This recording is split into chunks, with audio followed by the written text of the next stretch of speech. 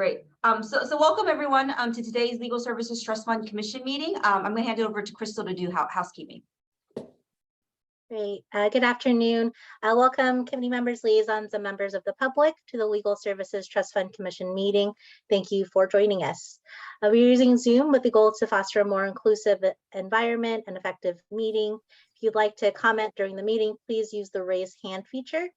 To use the raise hand feature by phone, dial star 9 on your phone's dial pad to raise your hand, and the same to lower your hand. Please utilize these tools to virtually indicate that you'd like to speak in order to help the chair facilitate the discussion. Going forward, all Trust Fund Commission meetings and committee meetings will be recorded and posted on the State Bar website. A friendly reminder that this is a video conference, and please be aware of your surroundings behind you. A couple of troubleshooting tips for those using Zoom on a computer. When on mute, holding down on the space bar will temporarily unmute you. If you use your phone to dial into this meeting, please be sure that your computer's microphone is on mute to avoid audio feedback issues. And then while joining, audio via computer is highly recommended. If an individual loses audio, you can call in separately using the Zoom conference number. Thank you. Juan, you want to do roll call and then we'll have some introductions? I don't think we have quorum yet, so do you want me to wait to do roll or just do roll call and then we can supplement? Yeah, I mean, Chris just came on, so we do have quorum now. Oh, good. Okay. Okay, perfect. Okay, give me a second. Hold my sheet. Okay. Reines, here. Savage, Here. Schreiber, Here. Vanarelli, Here. Bonish, Agwagi, Al-Saraf, Here. Ball, Here. Whitemaster, Bennett, Here. Blakemore, Here. Boschelli, Here. Connolly, Here. Friedman, Here. Galkin, Jason Galkin, no. Iskin, Here. Judge Klein,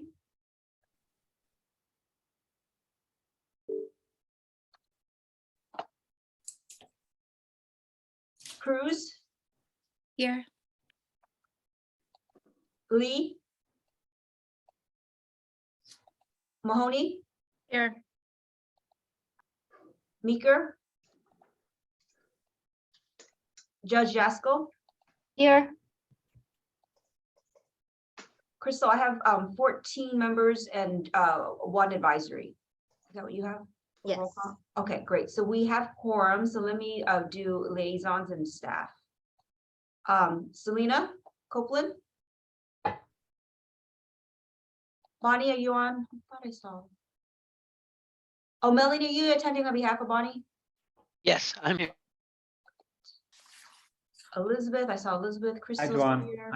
This is Zach Newman. I'm attending. You're standing for behalf of Selena. Okay, great. Relax. Thank you. Crystal, Danielle's here. Michael, Chris is not here yet. Brady, is Brady on? Okay, so I'll turn it back over to you, Rich and Kim, to do public comments. Are any members of the public who have not yet been identified? Have any of you joined us? If so, please identify yourselves. All right, hearing none. I wanted to proceed, but 2 introductory remarks. First, 2 of our commissioners at least are not with us for health reasons. I want on behalf, I'm sure of all of you, to wish them a speedy recovery and have the record reflect that we are thinking of them in their absence. Second thing I wanted to mention was Dan Pasamanik has retired after 21 years with the bar. I knew Dan well because he took me through my first LAFLA audit and taught me that there is no such thing as too spicy food at lunch. And I learned more during that audit about the workings of the commission than I learned in many other meetings, and strongly recommend to you the opportunities to go on such audits. Dan is a thorough professional. He will be sorely missed. I enjoyed his seriousness, professional manner, and his sense of humor as well. So please, Duan, wish him well from all of us. Thank you for that, Rich. We had a going away party for him the last week, and we all went around the room kind of sharing our memories. And a lot of us met Dan on our monitoring visit when we were at legal aid programs. And then when we came to the state bar, he trained a lot of us. So he has been kind of, you know, a rock in this office, and we will miss him. And he has promised that he'll come back for parties and commission meetings. And so it might not be the last time you see Dan. I hope not. Yeah, I would echo Rich's comments. I mean, he really he had such a historic knowledge, and it was extremely helpful. So I know we all wish him well in retirement. Here, here. When I attended my first commission meeting, the ice was broken by going around the room and saying, identifying yourself and what you do in civilian life. And then just recommending to us a book, a movie, a TV show. And I thought if we could take just each of us less than 30 seconds to do that, we could get around the room pretty quickly and get to know one another a little bit better. I'd call on you first, Kim, but I can see that you're enjoying your free lunch. So Will, since you've already eaten your Cheetos, why don't you take off? My name is William Boshelli, and I work with Make for COVID, which is a nonprofit responding to COVID, doing administrative work with them. And currently I'm reading Thinking in Systems. I don't know if anyone's familiar with it, but it's really interesting, especially when you're trying to tackle big, wicked problems. Like making sure people have legal aid. So, thank you. Super. Thank you. We have a really big schedule, so I'm going to be the clock and move everybody along quickly. All right, Kim, why don't you call names? Why don't I call names? Yeah, go ahead. Okay, Crystal. Oh, are we including staff? Sure. Yeah, absolutely. You're on the screen. Sure. So just in terms of books, I've actually been enjoying the Schwab. So I've been reading some of her books. The latest one I'm looking at is Individual Life of Addie Lurie. So, yeah. Thank you. Eric. Hi, Eric Iskin. I just got through binge watching We Own the City, which I recommend. Oh, gosh. You want to tell us anything about yourself? Yeah, I'm a commissioner, retired. I used to work for Southern California Edison and stuff like that. We mute if we're not talking. We have a bunch of background noise. Yeah. Oh, thank you. Christina. I was enjoying that happy music wherever it was coming from.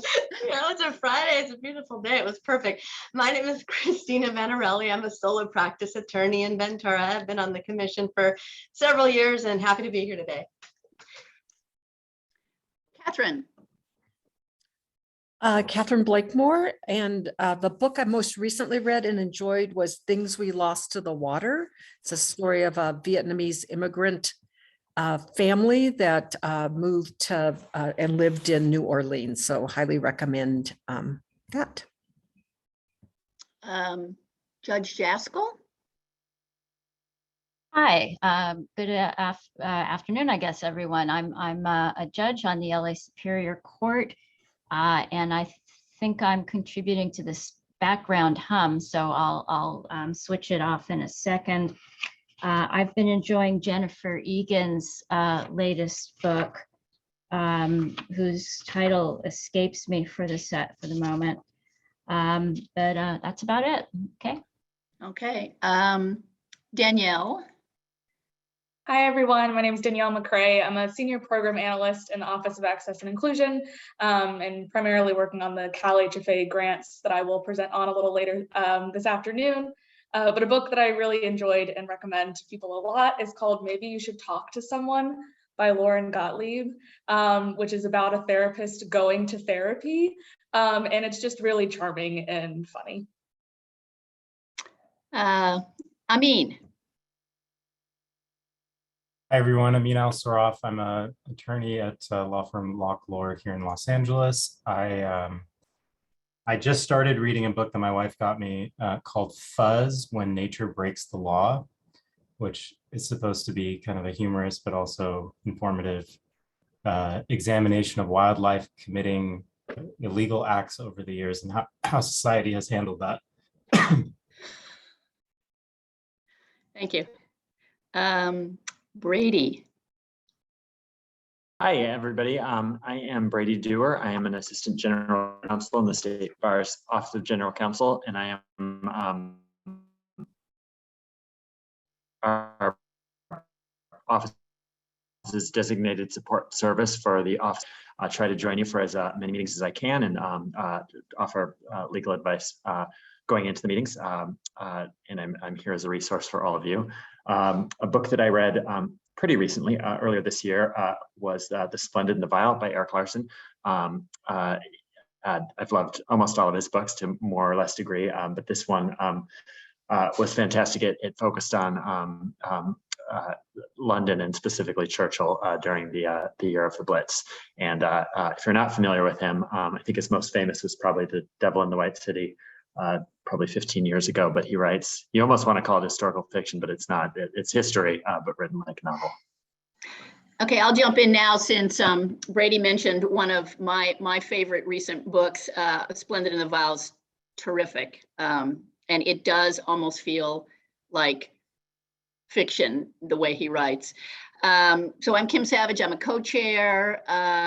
This is my final year on the commission. I am leaving after a decade, I believe. I'm a solo practitioner. I'm having a hard time deciding what book to mention, but I will mention an old and first Isabel Allende book, The House of Spirits. Her first book, very famous. She's written many more. I just thought it was terrific. Okay, onward. Joseph. Am I the only Joseph? So I'm Joe Lee. I'm with the Munger Tolles firm and a good friend of Eric Hiskins, and we collaborate on pro bono immigration cases together, which is great fun. And frankly, all the reading I do these days is the New Yorker, and I still am falling behind there. I've got this stack next to the bed. I could mention that I'm binge watching Barry right now. I'm kind of late to that show. It's a dark comedy. If you haven't seen it, highly recommended. One of my favorite books of all time, which, sorry for the dog, that's my neighbor, is A Short History of Nearly Everything by Bill Bryson, which is basically a story of the development of scientific thought over the last 500 years or so. A friend of mine, his son's going off to college at Stanford, so I gave him the book and I gave him a note that said, if you get bored at Stanford, just read this. That was a joke, but apparently I'm the only one who thought it was funny. Okay. You're muted. Thank you. Thank you. Tammy. All right, Tammy Mahoney, I'm a Chief Risk Officer at Luther Burbank Savings, about a $7 billion institution, actually located in Northern California and Southern California. As far as book, unfortunately, I haven't been reading books lately. I've been reading the wave of new and proposed regulations and trying to keep my bank compliant. So that's keeping me extremely busy. Thank you. Christian. Hi, I'm Chris Schreiber. I have a firm in Oakland as a plaintiff side firm, consumer employment, civil rights firm. I was just given a book called Our Country Friends by Gary Steingart, which I've just started. It was a recent birthday present. So I can thus far recommend it. And I would also recommend, rewatching the Warriors championship game. I don't know if anybody taped it, but if you need it, or I'm sure it's available. So Serialized. Okay, thank you. Pamela. You're muted.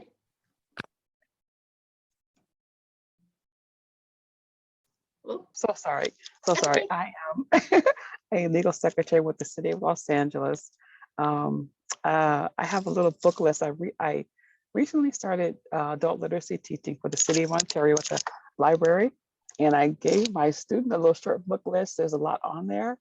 But I'm going to say A Lesson Before Dying with Louis Gates. So I try to give her some culture in there as we're kind of plowing through how we express ourselves via the English language. I have thoroughly enjoyed my stay with the commission. I might be chiming off in terms of turning out, but I'm going to find a way to come back. So, but I have thoroughly enjoyed our collaborations, our very robust discussions. And again, I'll be super brief. With meeting Dan, it was on a visit. And so I really was able to, that was my first visit, but I was really able to understand, like Rich was saying, the work that the commission does and began to appreciate it a little bit more. So that's me. Thank you. Thank you. Bonnie. Hi, I'm Bonnie Huff. I'm an attorney with the Judicial Council and have worked with the Trust Fund Commission for, 22 years now, 23 years on the Equal Access Fund. And the favorite book I've read recently is called The Invisible Child, which is about poverty in America for young people and the impact of a good lawyer in moving through the juvenile dependency system. It's an incredible book. It's hard, but it's really great. Thank you. Hi, Corey. Welcome. Hello. Good to see you. Good to see everyone. I am Corey Friedman. I work for CalFHA, the Workplace Safety Agency, where I have a kind of wordy title, but basically I do policy stuff, and the light in my office just turned off. Policy and budgetary and legislative stuff for the agency. And I'm kind of late to the game because I think this was recommended by Barack Obama, but I just read The Power by Naomi, something that I forget, which is a dystopian novel. It's really, really good if you are willing to read a dystopian novel right now. If you're not, and you have kids in the, say, first grade to third grade range, I very much recommend the Plants vs. Zombies series, which is a little lighter. Thank you. Melanie.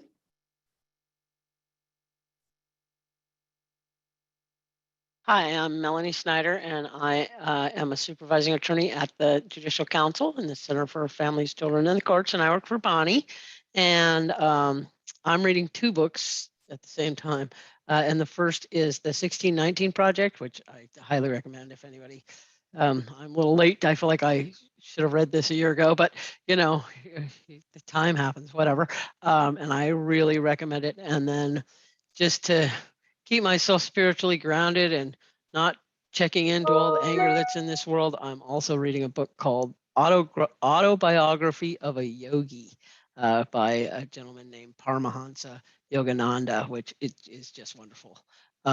It's not, you know, heavy text. It's just these little stories, and it's great. So, anyways, those are my two.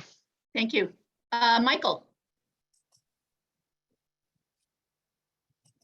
Hi, everyone. I'm Michael Chang. I'm the program supervisor in the Office of Access and Inclusion. Nice to meet everyone. I'm a little embarrassed to say I have a little girl, so I don't do a lot of reading other than bedtime stories. And she's really has really loved the Berenstain Bears.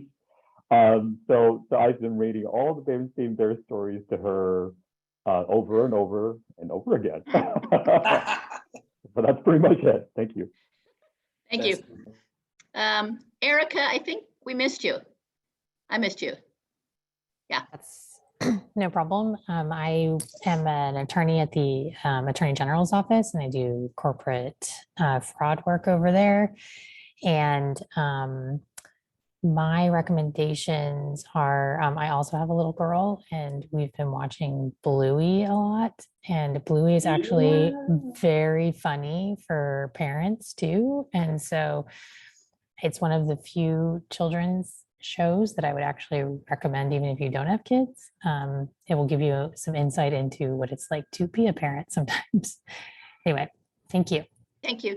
I think we have two more. We have Kimberly and we have Corrine, who's an intern. Did I leave anybody else out? Jeff Ball. Oh, Jeff, where is he? I can't see him. Okay, all right, three people. Let's wrap this up and then move on to into the actual agenda. Corrine. Hi, everyone. Like Kim said, I'm an intern for the State Bar, specifically in the Programs Division this summer. And besides that, I'm an undergrad at Harvard. A book I just started reading is Pachinko, which is a sort of historical fiction tale about a Korean family that immigrates to Japan in the 20th century. And so far, I'm really enjoying it.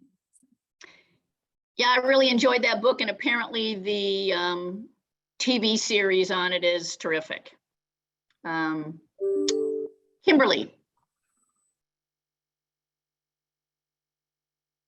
Hey, I wasn't expecting to be speaking. The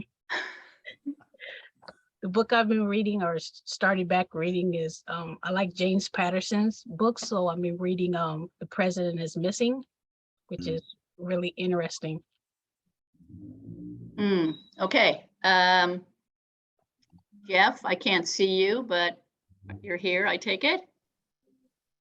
I'm muted. Yes, I am here, Madam Co-Chair. My name is Jeff Ball. I am the president and CEO of the Orange County Business Council, and just started this position at the beginning of the year after retiring from a 40-year career in banking that literally took me from the teller line to the CEO office. This is my second tour of duty with the commission. I previously served as a co-chair during the recessionary environment, and don't have an opportunity to do a lot of reading. I think the last book that I read was my staff's analysis of the recently passed legislative budget in comparison to the governor's budget. Exciting reading. Yeah. Very Okay. much so. And I echo all the comments earlier about our good friend Dan.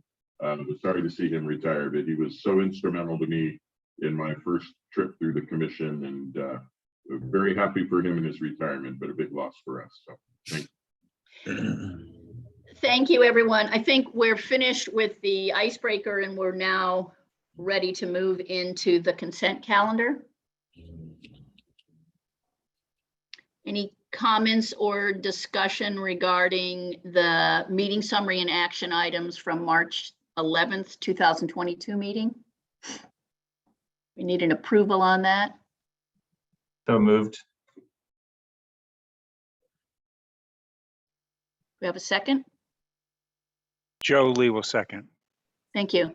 I'll do roll call. Rhinus, Yes. Savage, Yes. Schreiber, Yes. Vanarelli. Christina Vanarelli. Sorry. Yes. Oh, no problem. Ablagi Asaraf, I'll abstain. Ball, Yes. Fightmaster Bennett, Yes. Blakemore, Yes. Bashelli, Yes. Connolly, Yes. Friedman, Yes. Galkin, Iskin, Yes. Judge Klein, Cruz. Diana, are you still there? Lee, Yes. Mahoney, Yes. Meeker. Motion passes. Thank you. We have to take an item out of order. This is agenda item number 8, a grantee presentation from Legal Aid at Work. Dwan, you want to make the introduction? Sure.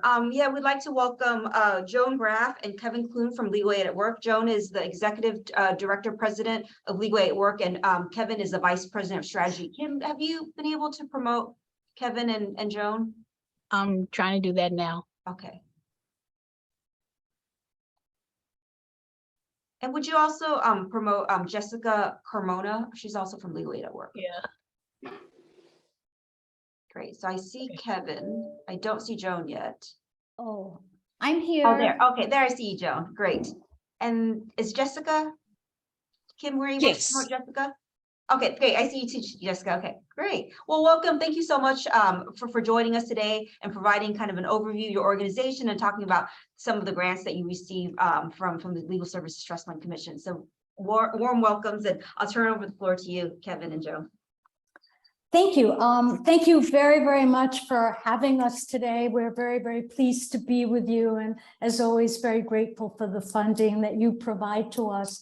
I'm going to take one moment to give those of you who are new to the commission a thumbnail sketch of our organization.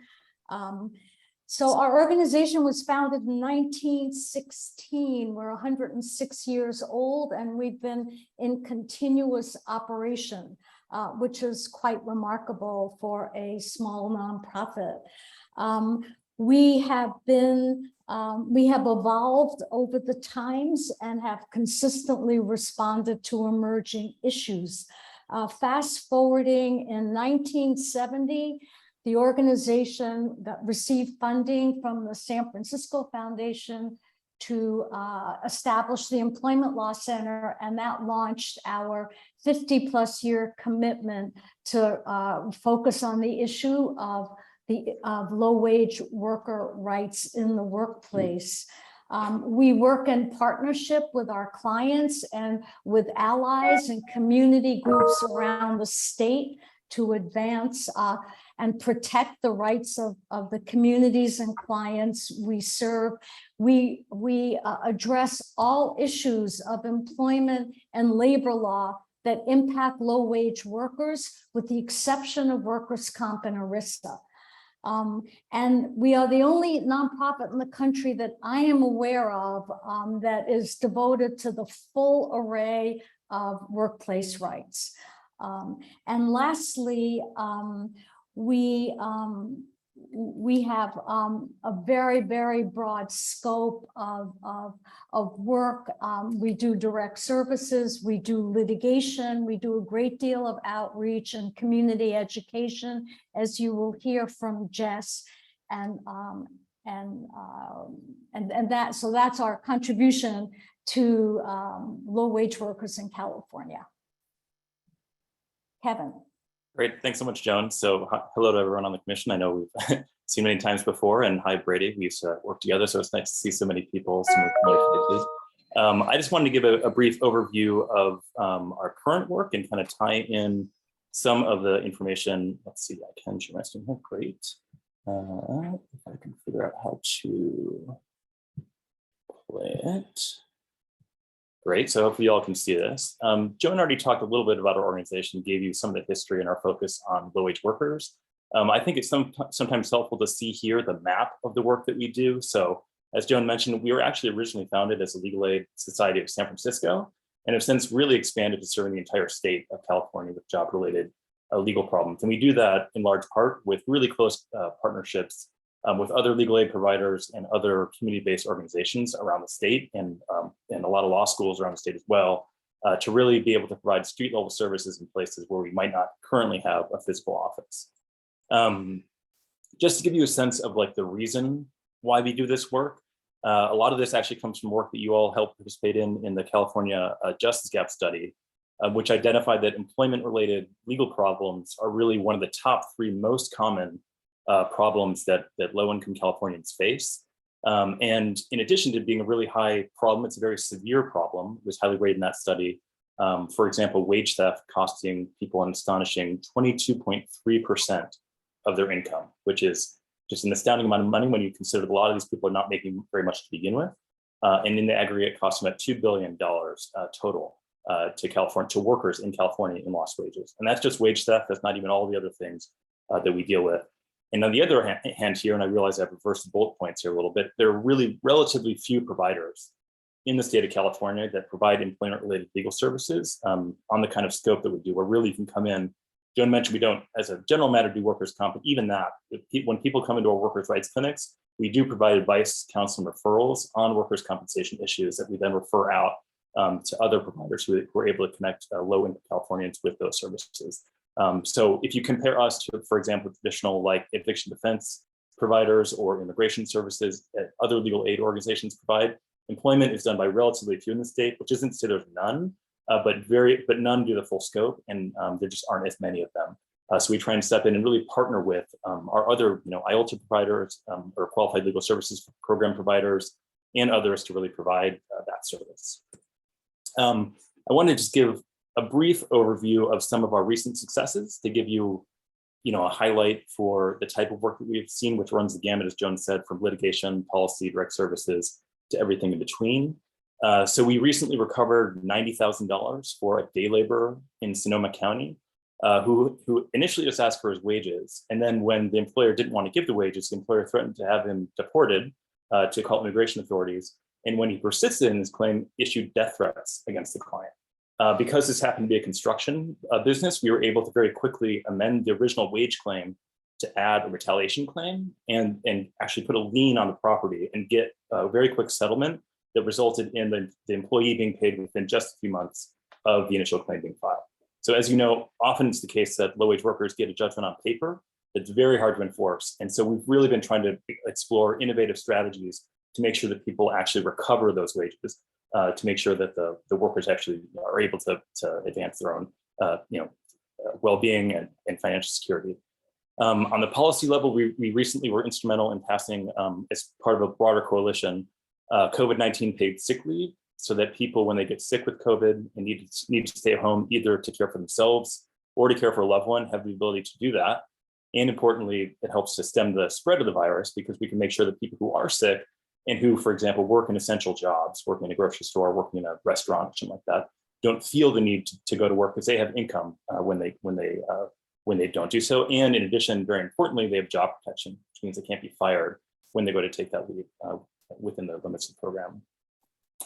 Specifically in response to COVID-19, I also wanted to mention that we've really expanded our ability to serve clients in the Workers' Rights Clinic. So we received thousands of calls and appointments from people all over the state with any issue they might face in the workplace. We serve them, and over COVID, we doubled the amount of people that we were able to serve through that.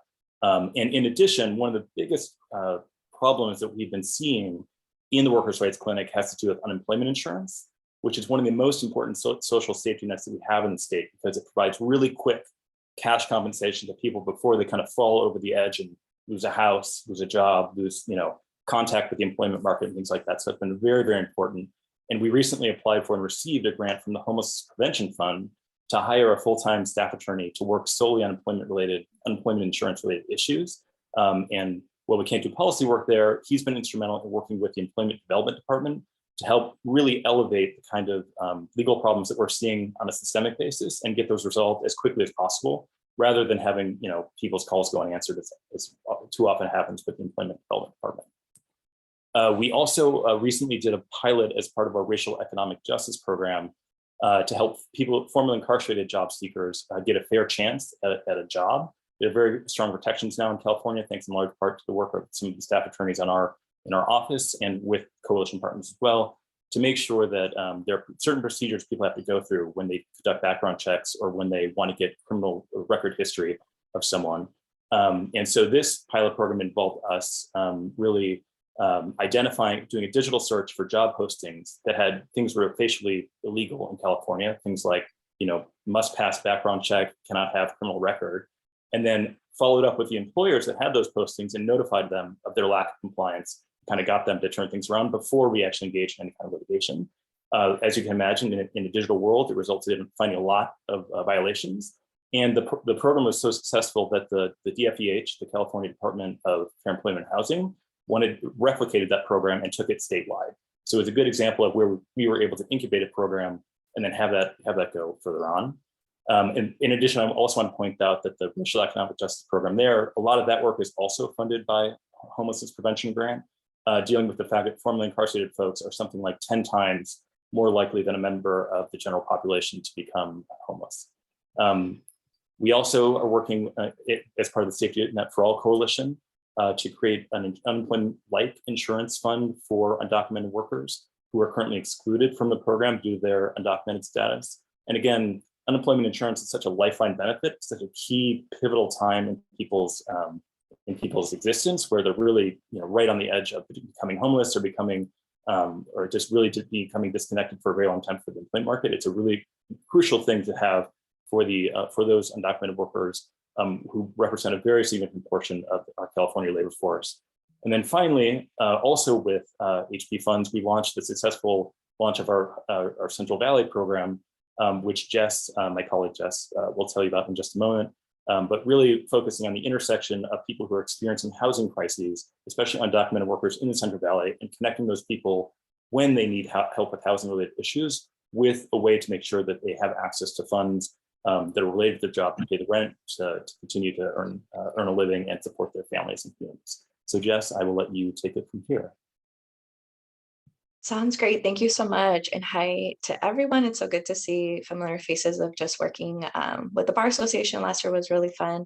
And following up, just very excited to talk about the Central Valley. Particularly, it is the best part of California, as you all know.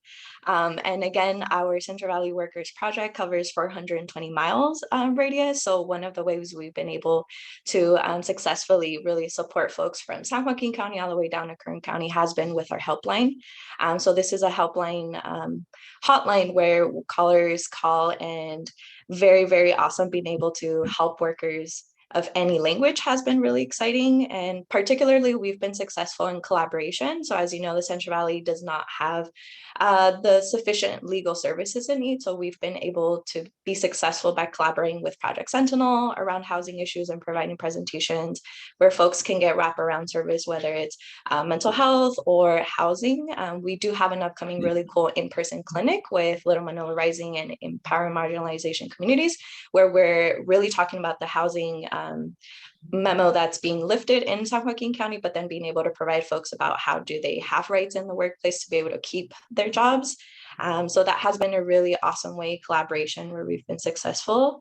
And one of the things that we have seen is a lot of undocumented callers do help our caller helpline, as we are the legal service organization in the area that does provide free services. And one particular client we've been able to highlight in Fresno, and you can look her up. Her name is Laura Zuniga, the Guardian. She was able to share successfully her story of just being a truck driver in Fresno and surviving some assault and wage theft. So that has been an ongoing legal counsel case that we've been able to take on in Fresno. And again, goes to show that we do a lot of collaboration to be successful as the Central Valley Workers Project.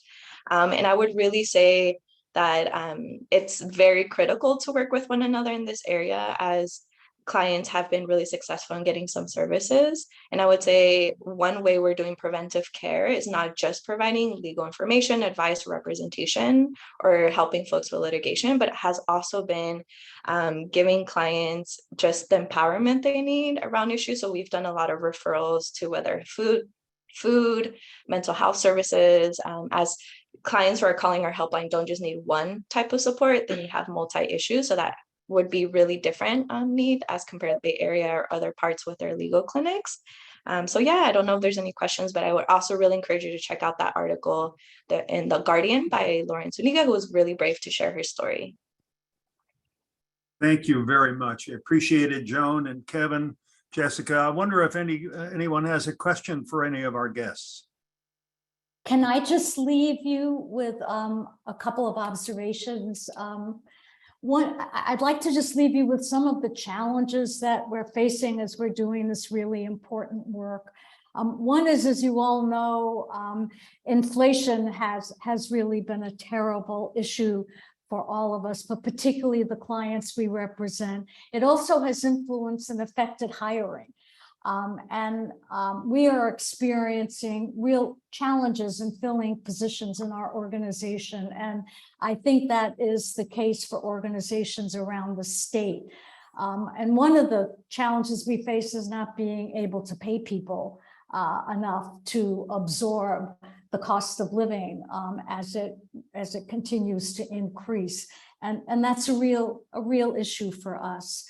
And the other thing that I would like to note is that we often have trouble getting funding for very important positions that just slip through the cracks of restricted grants, such as communications people and people that can help in Sacramento advance the policy concerns of low-wage workers. And so that leaves some gaps in our ability to provide as effective service as we like. And lastly, as you all know, it's a real challenge to work remotely. And the culture of nonprofits is very much one that's dependent upon mutual support.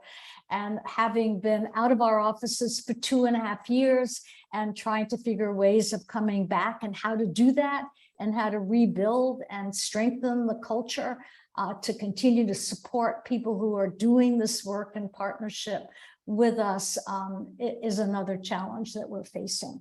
Thank you. Kevin, any closing remarks? I just want to say thank you to Joan and Kevin and Jessica. I mean, the presentation you just gave together was exactly what I certainly think is important for the commission to hear, which is both informative and inspiring. And knowing that the funding that we give out is doing really, really stellar work, really stellar work. I mean, it's rewarding for us who are not doing the work or may have done it in the past to know that our money is going so far with all that you do. I also appreciate hearing your last four comments, and we take all of that in seriously and are always striving to give greater support. So thank you, the three of you. Will and Joe, Joe have his hand up. Yeah. Oh, Will first, and then I think Joseph. Yeah. Will. Thank you. Thank you for the presentation. That was really interesting. And I wish I could fix inflation personally. Selfish, but you know. I really just wanted to highlight this helpline hotline that you talked about. And I think one of the challenges that I've faced when I've sought assistance and when I try and encourage other people to seek assistance, especially around employment where wage theft, like I don't know anybody who's been an hourly worker who hasn't experienced some form of wage theft. They just don't know it. But having a helpline and a hotline and being able to access that when you are in crisis or when you recognize it is so powerful and so helpful. So that is so cool to hear. And I'm wondering if you have a playbook that you can share with other organizations about how you set that up, how you keep it going, how you do the funding, because I think that's something that's going to be powerful for people who don't necessarily have internet access, but can get access to a phone. And when they're in need, and this is key because hopelessness can take hold so quickly, but when you're in need and you recognize it and you can make that phone call. So have you been able to share out anything, and can you share this with other programs? Anybody? Sure, yeah. So our Workers' Rights Clinic actually initially didn't start as a hotline. Originally started like in the 80s or something like that, as really just a physical presence. And to your point about not everyone has an internet connection, or not everyone lives, near an urban area, or at least even as we've expanded, not near our 15 clinics. So that's been really important to offer phone assistance, not virtual assistance, but phone assistance, because that's usually what people are able to do. And in terms of keeping that operational, honestly, the grant funding has been very hard for that because it's kind of diffuse around the state. And so it's not county by county kind of thing. And we've really relied on IOLTA funding, frankly, to be able to support that work for our Workers' Rights Clinic, because it's not the type of stuff that usually is able to easily be supported by foundation funding. And in terms of playbook stuff, I would say, we interact with about 100 or so, 150 law students per year. And that's been instrumental in kind of advancing our network and really bolstering our capacity to be able to serve that many people, as you mentioned, in a really quick time frame. Thank you. Joe. Thank you. So I guess I have a disclosure and a comment. So I also sit on my law firm, Munger, Tolles & Olson's Foundation Committee, and in that capacity, I was recently reviewing a proposal to support this very organization. One of my partners, Laura Lynn, is a board member, and I'm sure the people on the call know her. So that's by way of public disclosure. I don't think that'll affect my, I don't think that requires that I recuse or affect my vote, but I am familiar with the organization, and I know that it's one that my law firm foundation has chosen to support. Great. We're No, not voting on anything. We're just having this informative and inspiring presentation. Thank you so much. We could probably all stay here all day on just talking about legal aid at work, but we have a pretty packed agenda. So again, appreciate your fitting into our schedule. Thank you. Thank you for having us. Thank you very much. Thank you. guys. Thank you. We now have to take another item out of order. Brady, you're still with us, and I hope you'll be able to make a presentation. This is our agenda item 5A. Brady or Dwan? I'll take it away. Let me just share my screen here. So we're going to do a little review of Bagley-Keene now that it's back in full force, and the California Public Records Act, as well as some conflict of interest rules and principles applicable to the commission. And just give me 1 second here.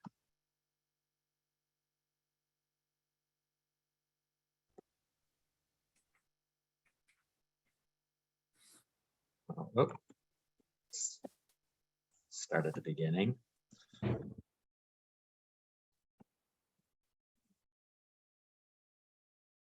So for many of you, the Bagley-Keene presentation will be a review, and I've tried to trim it back a little bit just to focus on the things that you need to remember, and not so much what we as staff worry about. For 6 years now, the State Bar has been subject to the Bagley-Keene Open Meeting Act. It's sort of a parallel provision. Many of you might have heard of the Brown Act, which applies to local government bodies and meetings in California. This is the parallel law, similar in most respects, for state bodies. And basically, it provides rules as to the notice that must be provided for public meetings, and also prohibits members of public boards, such as the Legal Services Trust Fund Commission and its committees, from doing business outside of publicly noticed meetings. Sub-entities at the State Bar are generally covered by the Bagley-Keene Act. They are covered if they either exercise authority delegated to the board, delegated to it by the board or another state body. So here, previously the commission had been created by the board. Now it's statutorily recognized, so it exercises authority under statute and is therefore covered. And its committees and certain working groups are also covered if they either exercise authority delegated by the commission. So if the commission, for instance, delegates any of its authority to any size group of commissioners, that would be a Bagley-Keene subject body, or even an advisory committee is subject to Bagley-Keene if it consists of 3 or more persons. Purpose of Bagley-Keene is pretty simple. It's, hey, we're doing public business. We are working in the public trust, and therefore our decision-making process should be open to the public, and the public should have notice and opportunity to participate and voice their opinions. A meeting under Bagley-Keene is any congregation of a majority of members of the body at the same time and place to hear, discuss, or deliberate upon any item within the jurisdiction of the body. So if more than half the commission is together in person, on Zoom, on a phone call, on an email thread, and they're discussing anything within the subject matter jurisdiction of this group, that is a meeting, and therefore to be compliant, it can only happen if it's publicly noticed and accessible to the public.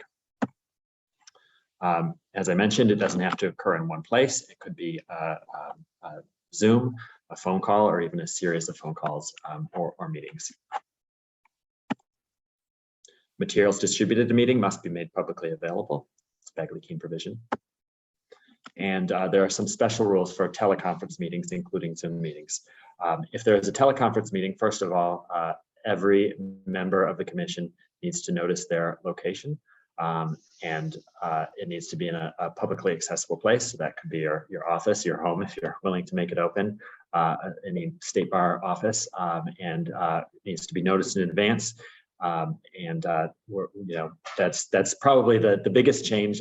This requirement was relaxed during the pandemic, but now it's back in force. So we will, before every meeting, remind you either you need to come in or tell us where you're going to be.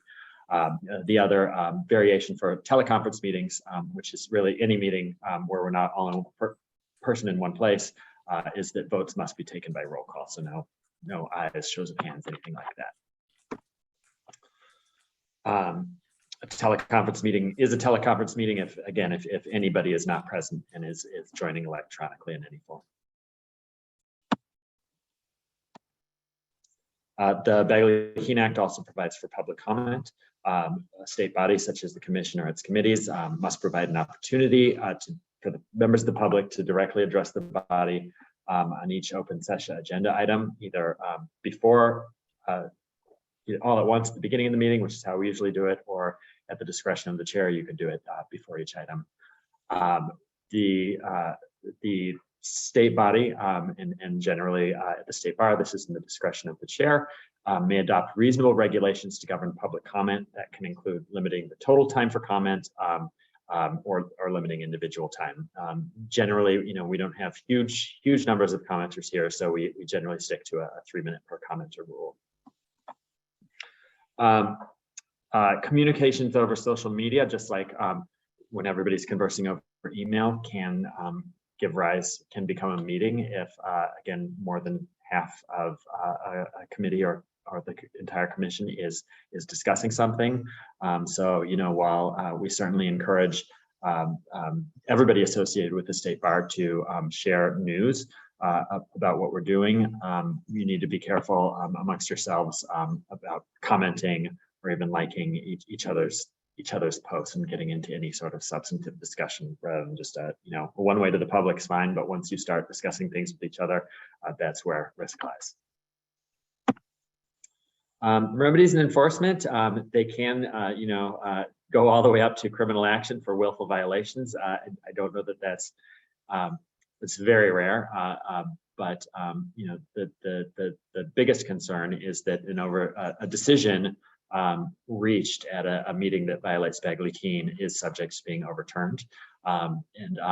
Probably more common and more important, what comes up most is the court of public opinion. The public does come and watch what we do, as a public agency, we agree with the spirit of Bagley-Keene. So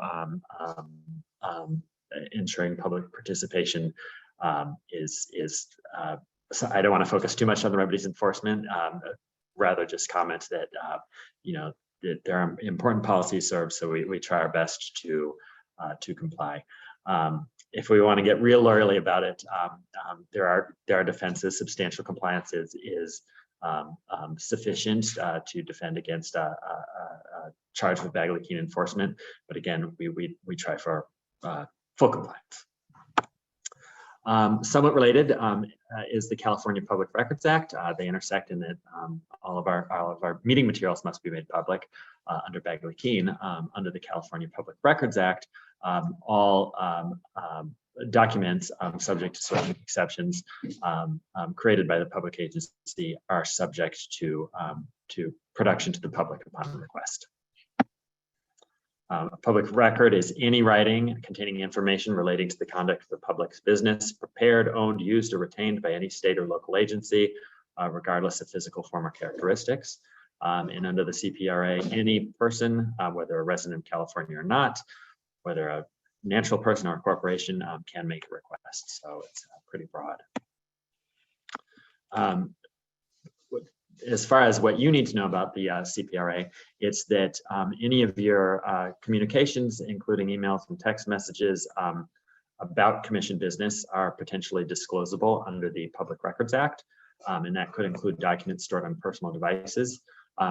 To avoid us needing to ask you to search your personal devices, what we recommend is that that even when, first of all, to avoid a Bagley-Keene offense, unless it's 100% one-on-one, you shouldn't be communicating outside of a meeting, or we should at least know about it before it happens so that we can ensure there's no Bagley-Keene violation.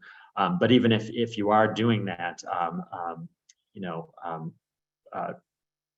if you've been directed to do so, or you're sure there's going to be no Bagley-Keene issue, we do encourage you to copy a State Bar staff on such communications, so that your communications reside in our files, and if there is a public records request, we can get those documents out without having to burden you with a search.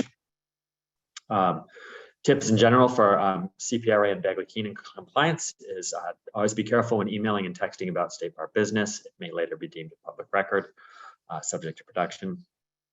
Avoid conducting conversations about commission business outside of a noticed meeting. If you have questions about that, I'm always responsive. Keep emails regarding separate State Bar business separate from personal email, and the best practice there is, again, always to copy State Bar staff on any my typo on any legal services trust fund commission. It would also apply to COAF. Comply with any requests from State Bar management or OGC to search emails for certain documents. Again, you shouldn't have to do that if staff is always copied on your correspondence. And if you have any questions or are unsure if your actions are in compliance with CPRA or Bagley-Keene, reach out and ask me. Next, I wanted to talk about conflicts of interest, both the specific policies applicable to the commission, as well as some general principles and open questions about where we want to go if we want to change some of the rules or make rules for ourselves. Commissioners are subject to conflict of interest statutes and policies, in particular Business and Professions Code sections 6036 through 6037, and the Conflict of Interest Code for designated employees of the State Bar of California. Business and Professions Code 6036 is the main substantive provision, and I'm going to discuss that. That actually speaks to the recusal responsibilities of the Board of Trustees, but then Business and Professions Code 6037 says that those same obligations apply to individuals who are named in the Conflict of Interest Code for designated employees of the State Bar of California, and you as commissioners are named in that code. So first we'll start with the substance, which is set forth in Business and Professions Code section 6036. First, section 6036A discusses financial conflicts, and basically that provision states that you must disqualify yourself from participating in the making of, or attempting to influence any decision that has a reasonably foreseeable material effect on your financial interests.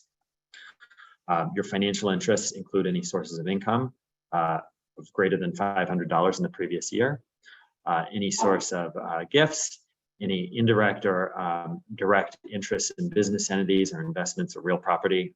There are, various thresholds and exceptions. In general, if you have a $2,000 investment or more in something, then you have a financial interest in it.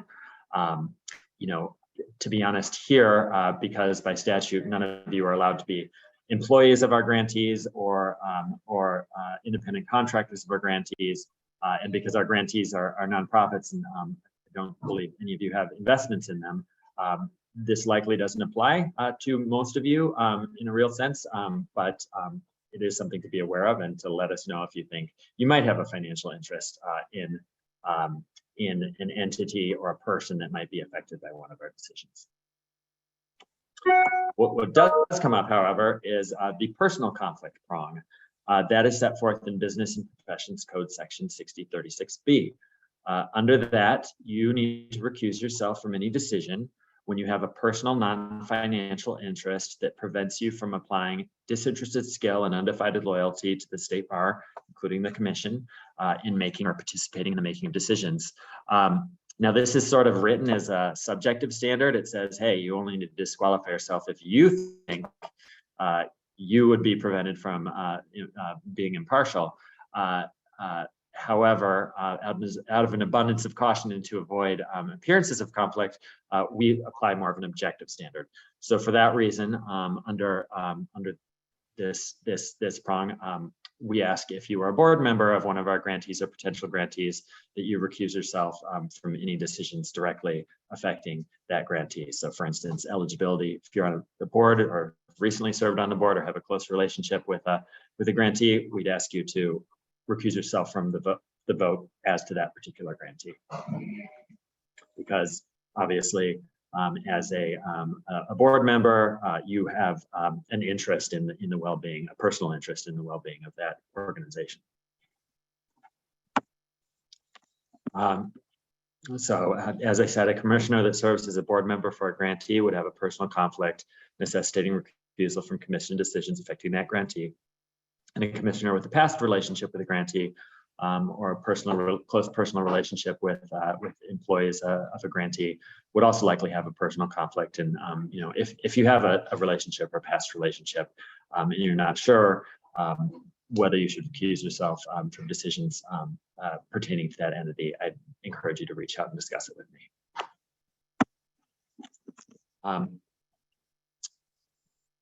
When recusal is required, or when you've decided that you want to recuse, the statute requires disclosure, but really all that you need to say is, I have a conflict and I'm recusing. You don't need to go into any details. And in practice, what we do is we have the list, and when we're approving say grant allocations for a big list, we will ask you to just say, I approve with the exception of X and X entity for which I have a conflict. Again, in practice, commissioners should state that they abstain from a given decision or portion of a decision due to a financial or personal conflict. It's okay to just say abstain due to a conflict. If you need help determining whether you have a conflict with respect to a particular grantee or applicant or respect to any other issue, please contact me. I'll put my information at the end of the deck as well. In the next steps, at the end of the deck, we'll include an email with materials, both this presentation and source materials. And I'll also request, I know we have a list of those of you who are board members, but I'll just ask you some questions and ask you to respond just so we have information on other potential relationships from each of you. Kim. Hi, I have a question related to recusal. I understand that it's recusal for voting on a matter. Correct. And influencing. So you shouldn't. It's participating in. I believe is a go back and get the correct language. That's what I was. You're getting at what probably I've asked you about before, which is engaging in the discussions that lead up to an actual vote. Could you give me a legal opinion on that? Sure. Well, I mean, so the statute, it's participating in the making of, or attempting to influence any decision. And I think the broadest there is participating in the making of. So you really want to, and again, I know we discuss these sometimes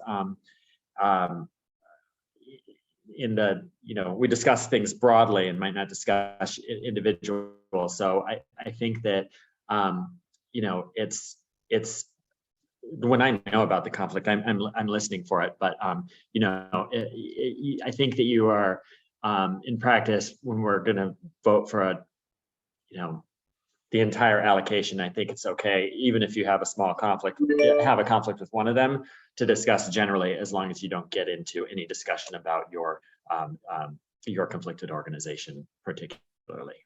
So just to follow up, so in the future, do you think that commissioners should recuse themselves at the outset of the discussion as opposed to waiting until we take an actual vote, which I think the latter is what we have been doing. Right.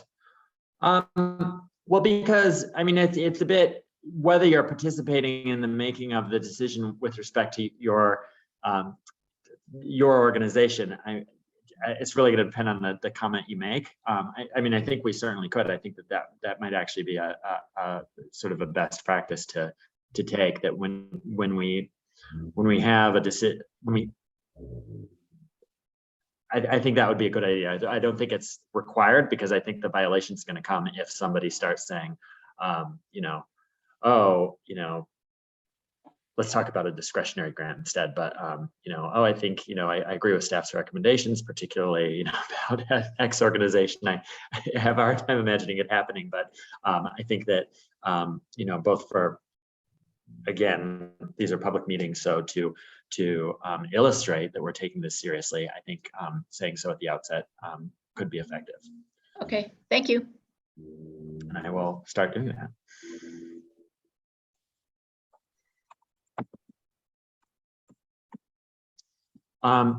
So I will include this in your packet as well, but the Conflict of Interest Code for Designated Employees of the State Bar of California is a document that's adopted by the Board of Trustees each year to conform to updates to the Political Reform Act and current Fair Political Practices Commission regulations.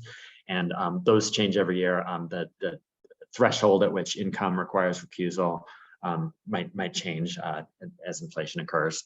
The bulk of the Conflict of Interest Code is actually rules and instructions regarding Form 700 reporting, which each of you do annually and when you join and leave the commission. The Conflict of Interest Code is where the specific disclosure categories are set forth, and per Appendix A and B of the code, commissioners are subject to the lowest reporting level. And that's why when you do your Form 700s, most of you don't have anything to report, because the only thing you as commissioners are required to report is if you have a financial interest that led you to need to recuse yourself from a decision. And as far as board members and personal relationships, those are recusals for personal conflicts, non-financial conflicts, and Form 700s only speak to financial conflicts. So, you know, another thing to keep in mind, as I said, is that you are not allowed to be on this commission if you are an employee or an independent contractor of a grantee or potential grantee. So really, the only time it would come up is that maybe if you had a spouse who was an employee of a grantee, you would then need to recuse yourself from decisions pertaining to that grantee, and that would be a financial recusal, and then that would be a financial interest you would disclose on your Form 700. Joe Lee's got a question, Brady. Sure. Actually, just to prove that I have obsessive compulsive disorder, I think there's a typo in the last bullet point. It should be accept ACC. You are, yes. I will fix that. COAF, and that is correct. You will get it corrected when I email this out this afternoon or Monday morning. I will. You will. Please forgive me for the nit, but it's an important. This is obviously an important point. We want to get this right for a public forum. Thank you, Joe. Chris has got his hand up. Yeah, I would only note that we've been down this road before in terms of relationships with lawyers, because I sit on the board of one of our QLSPs, so I have typically recused myself from any financial any vote related to that, and then I have a co-counsel relationship with other grantees. So I've always interpreted the guidance to be to recuse from those as well. Although I don't think, and this is sort of where my question is, which is on the Form 700, I don't think either of those qualify, co-counsel relationship and board status qualify as disclosable facts, because we actually don't have any. Correct. I mean, unless as a result of that co-counsel relationship, they got the money and then paid it to you, such that you were somehow getting income from them. But otherwise, it's sort of just you have a close relationship with them that's non-financial and therefore personal. So recusal is appropriate under 6036B, but it's not a financial conflict, so the reporting would not be required. I mean, yeah, okay. Only if it would only be required if one of them were a source of income. Well, if we win the cases, then they will be. So, but until you do, then they're yeah, understood. The one additional sort of substantive requirement that does come up in the Conflict of Interest Code is that those subject to the code may not accept, and you know, I was trying to be brief, but I should add some more detail to this last bullet. You may not accept honoraria at all. And on honoraria, the definition, it's basically, you know, if you give a speech and there's no agreed price, but they give you something anyway, or do a writing and they give you some anyway, that's an honorarium. And a gift is something given where you do not give anything of value in return.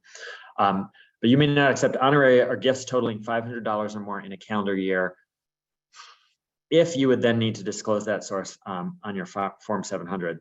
So basically the effect here is that you can't accept honorary or gifts totaling $500 or more in a calendar year from a grantee or applicant. So we're not purporting to control your gift receipts from any other source. So we can get all those free state bar lunches. What's that? Yes, you could take as much as you want from the state bar, but those keep eating those $15 lunch boxes.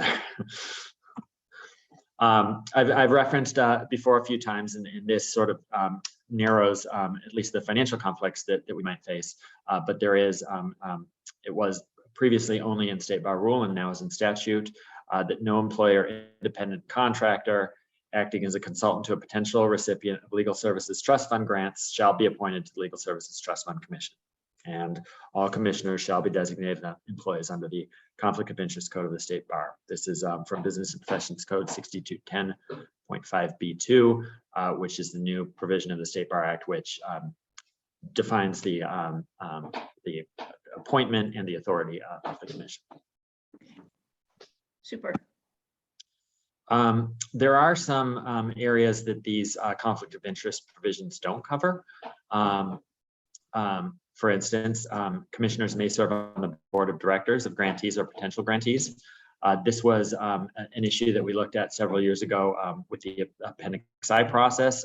There were some proposals to have a more restrictive definition of who could sit on this commission. The theory was, you shouldn't be wearing two hats at the same time, and let's avoid that completely. But there was the countervailing thought that, hey, these people who serve on boards of the grantees are very well versed and can bring new perspectives and valuable experience to the commission. So, that's where we landed. You as a commission now can set your own internal rules. So if you feel we've gone too far, if you feel that we need more conflict of interest protections, that is certainly something you can do. Commissioners may also serve on the board of nonprofits operating in areas that may overlap with the commission's work. Other nonprofits like the California Access to Justice Commission, sometimes, often they do separate work, sometimes it's complementary, sometimes it might be competing. That is something that is currently allowed under the rules. There are other more restrictive conflicts provisions. For instance, state bar employees are subject to an incompatible activities policy under which, doing outside work that sort of covers the same ground as your state bar work wouldn't be allowed. But again, there are, reasons, there are pros and cons. The more restrictive you get, you risk, losing participation, losing expertise. But that's one area that could come up. Finally, excuse me. Go ahead. I know you're wrapping it up. I just wanted to make clear that in doing so, people are going to get a copy of this if they like to. Yeah. You'll send it to everybody. Sure. Yep. Okay. Super. Yep. Thank you. Finally, we discussed that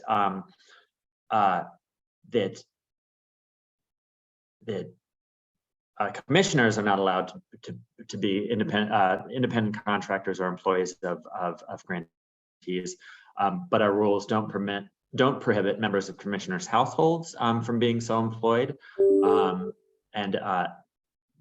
But if they do, more extensive recusal may be required, because then it wouldn't just be this personal conflict, but a financial conflict, and we'd have to look into that. So if that is the case for any of you, let me know, and we'll work up that analysis.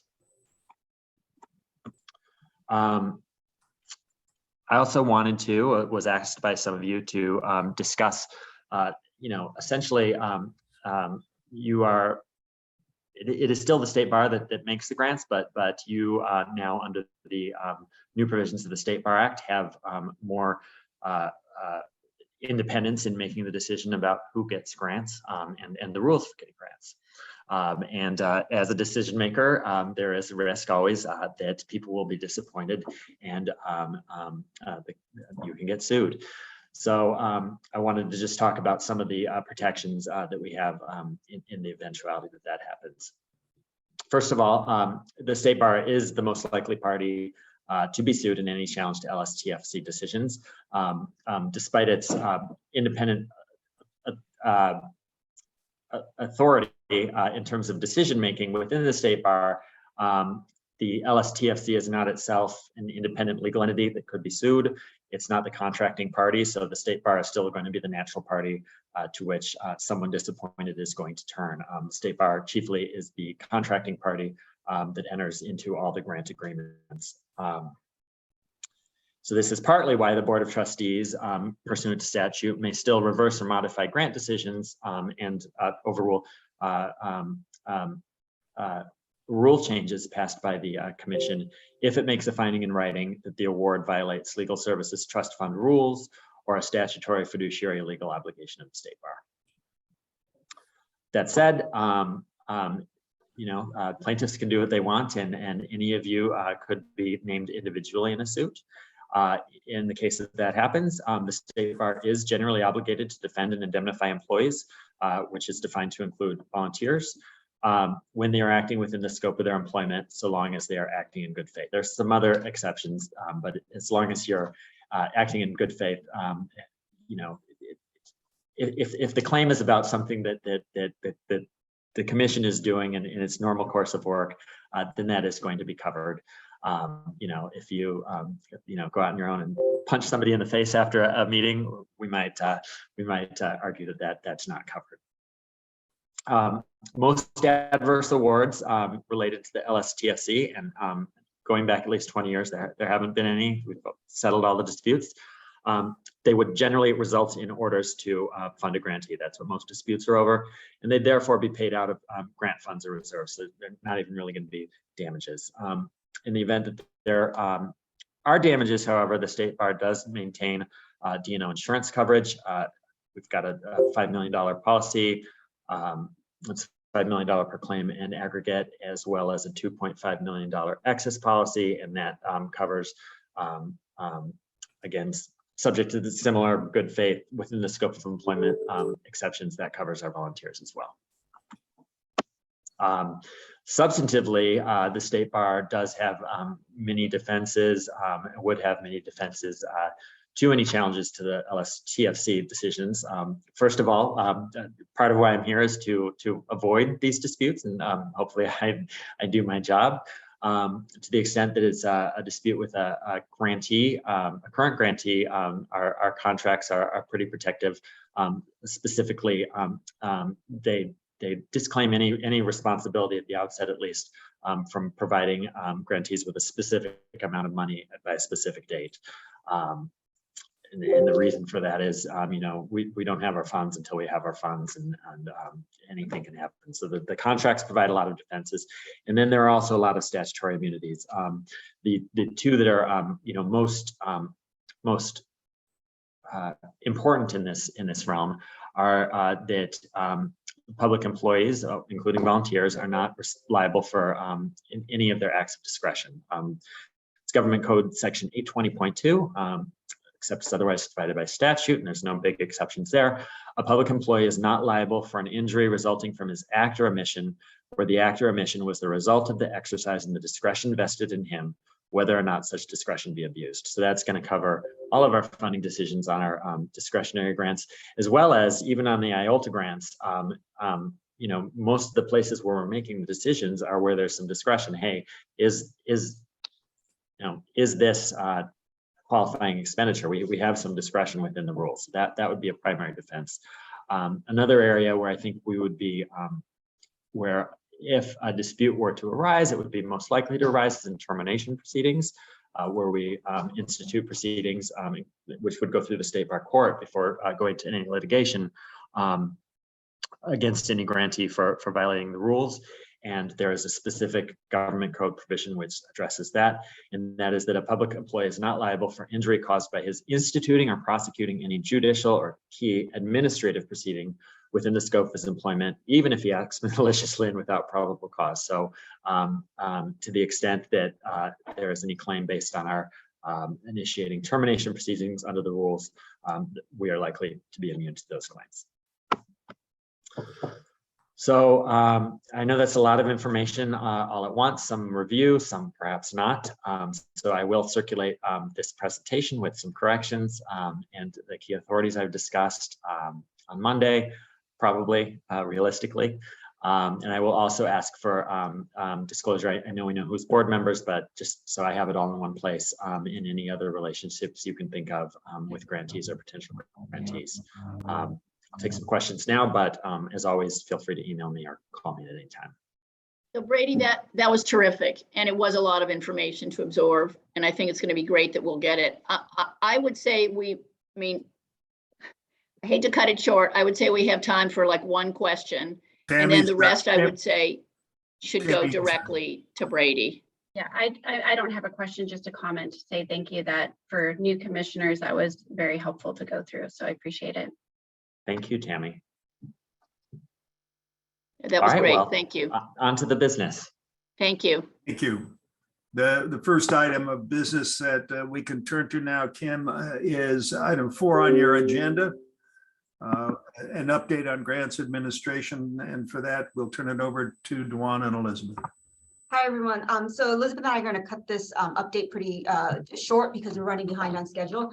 But just wanted to let you guys all know that we have hired some additional staff in our office in the last few months, and you all know that we've been expanding the last 2 years because of the increase in legal aid funding. We still have 3 positions open. We have a program analyst, a senior program analyst, and a senior financial analyst. Just want to encourage you to reach out to your network, and I can send you the 3 postings as well after this meeting when I send you Brady's information, his deck of slides. If you know anybody that's interested in doing grants administration, policy work, or has a financial background, please do reach out to myself or Elizabeth. As you heard from Joan earlier, it's been very difficult to hire, and that the state bar is not immune to that. So if you have any personal connections or would like to send it out to your networks, we encourage you to do so. And then I'll turn it over to Elizabeth to do a quick diversity and inclusion update. Hi, everyone. I'm Elizabeth. I co-lead the office with Dwan. I'm primarily responsible for overseeing our diversity, equity, and inclusion work, as well as supporting our grants administration, specifically by supervising our fiscal staff. So for those of you who don't know, all of our program staff have mixed portfolios of work. So in addition to all of their grant administration responsibilities, they also participate on diversity, equity, and inclusion projects. And I just wanted to highlight 2 projects that I think as attorneys and as those interested in the legal profession might be interested in. The first is in the next several weeks, we'll be publishing our diversity report card on the legal profession. And so this will provide demographic information about the 190,000 active attorneys in the state of California. We're also including calls to action for legal employers and attorneys themselves for steps to take to support and advance diversity, equity, and inclusion in our profession. Our ultimate goal is to have a profession that reflects the diversity of California, and one where the public can feel confident in the attorneys and in the legal access that they receive, because they're interacting with attorneys that look like them in their communities. So that's one thing that's coming down the pipeline quite quickly. And then supplementing that, we are going to be launching a leadership seal program. And so with this kind of springboards off of the calls to action in our report card, where we're asking legal employers to publicly commit to actions to advance DEI in their workplaces. And so we've, the staff you've been working with on the grants administration side have also been real hard at work on these other projects. And so I just wanted to share those 2 quick things with you quickly. Thank you. And then the other big update that Elizabeth and I have, and we're actually going to be collapsing agenda items, is under 5B is to discuss legal aid funding in the 2022 to 2023 state budget. So this is really kind of the big development, and we wanted you to have this framework before we go into our other business item on the IOLTA 2023 distribution. So let me share a slide that Elizabeth and I have created. to run us through. Give me a second to pull it up. Great. Oops. Oh, I think it launched. Can you see this? Hold on. It launched my Skype for a second. Can you see the slide? We can see the slide. It's not in a presentation mode, but we can see the slide. I think I'll just leave it on this. Okay. Yeah.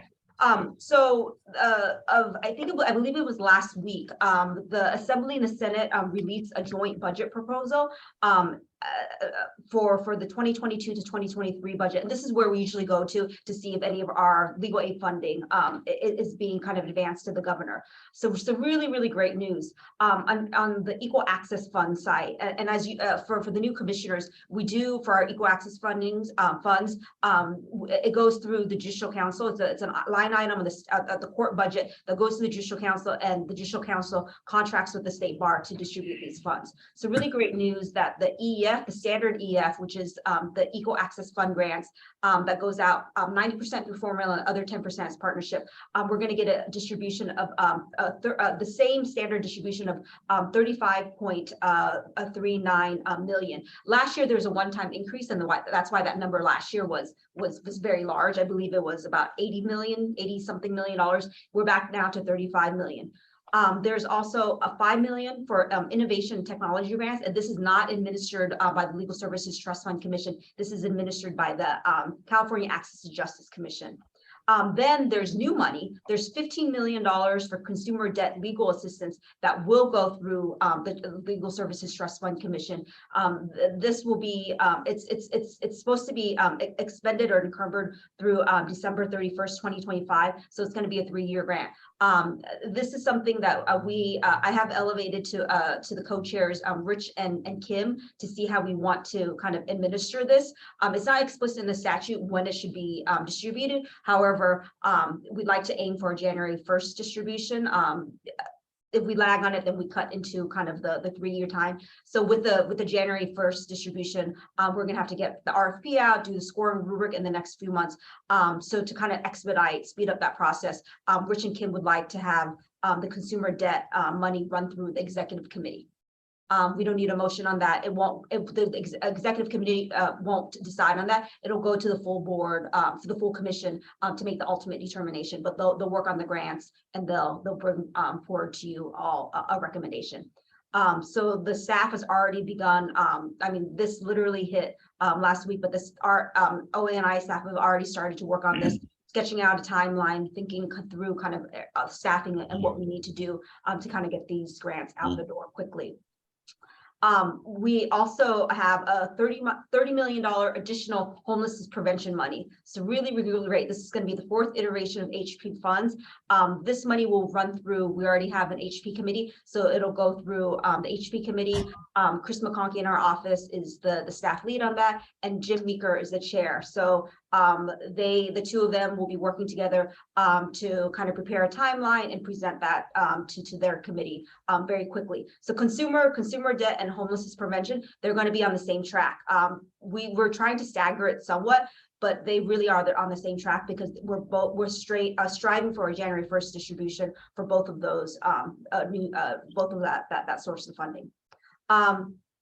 There's also in the state budget $20 million for HP funding from the Federal Coronavirus Recovery Act. We've already distributed this money, but there is that notation. Last year, when we received the $40 million, we were told by the legislature to expect another $40 million over 2 years. So because we received that confirmation, we were able to ask the legislature, would it be okay to streamline things if we distributed the $80 million as a 3-year grant? And they said yes. So we already distributed that. I just wanted to note that was in the State Budget Act, but that's already been allocated and grant agreements have already gone out. The big news in the office, and we're really excited about this, is that there's $55 million spread over 5 years for the first time ever, a statewide California LRAP program to fund attorneys to pay off to provide loan repayment assistance to attorneys working on IOLTA funded programs. And I have to say, this has been kind of a remarkable project. Erica Carroll in our office, has been working on this pretty tirelessly for the last year and a half. Brady has done a lot of tax research to get the proposal kind of up and running. We convened a working group comprised of Legal Services Trust Fund commissioners, Bonachet and Eric. We're in the working group as representatives from the Trust Fund Commission. We had representatives from our sister commission, which is the Council on Access and Fairness. Elizabeth staffs, the Access Commission has been involved, and LRAP has also been involved in the last few months to help draft kind of legislation. So this is really exciting, and it will be administered not by the commission, but it'll be administered by the Student Aid Commission, which is also a quasi-government agency that does they do other grants for education related, and they have other types of LRAP programs. In the draft legislation that's actually not in print, but that we provided to them, there is a provision that requires the Student Aid Commission to have an advisory board to help kind of draft regulations and guidelines. And it specifically names the Legal Services Trust Fund Commission, COAF, Access Commission, and LAC to kind of send representatives to help with that advisory body. And we'll talk a little bit more about that when Erica does her presentation on what the program requirements for LRAP are, because we're going to need to move pretty quickly if we want to be able to participate in that. And then the last thing, and this is not part of the state budget, but it's going to be part of the state bar fee bill, is that, and you had a presentation on this last time, the provisional licensed lawyer program, there was that funding stream where we awarded PLL grants, the PLL program itself is continuing with a court order, but the grants itself from that $5 opt-in from $40 to $45, that expired, that legislation expired. But because the legislature is open to keeping that $5 for some meaningful purpose, with some advocacy work on our behalf, as long as with the Access Commission and LAC, we're redirecting kind of that funding to fund summer law student fellowships. So this will also be a new stream of funding in our office. It's not as urgent as the consumer and the HP funding because we're not striving to get that money out the door January 1st.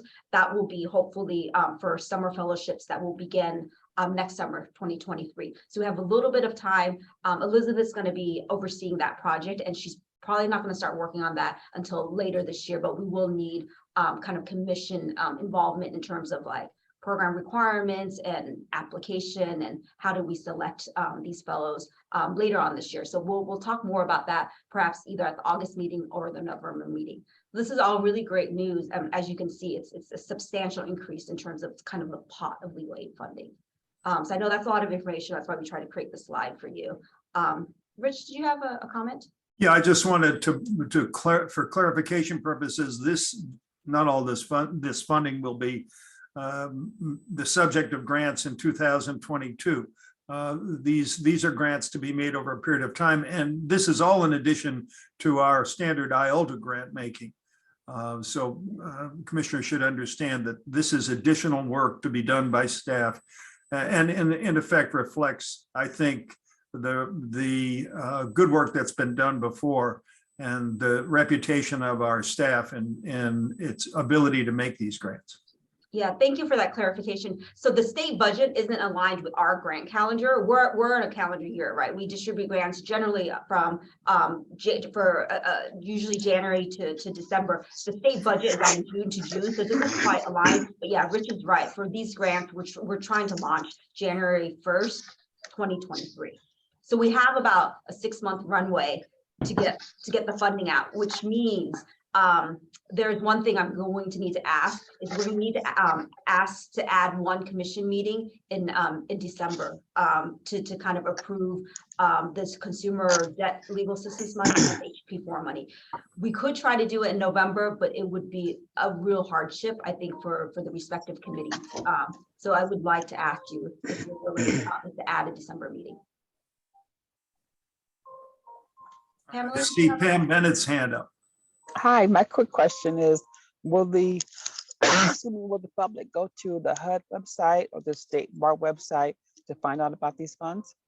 Where would they We go? post all our funding opportunities on the State Bar website. And, you know, we've been, the State Bar has a communications department now that's more active. And so it goes out through social media and other kind of various sites too. But it's you know, the funding is really limited to our IOLTA funded organization. So, you know, we circulate it because there is a chance that maybe a non-IOLTA program can be a subgrant of an IOLTA program, but we send out regular communications to our IOLTA programs. You know, they're already expecting an email from me, usually following a commission meeting. So next week, early next week, I will be sending out kind of this in a narrative form, as well as what you decide for your 2023 IOLTA distribution.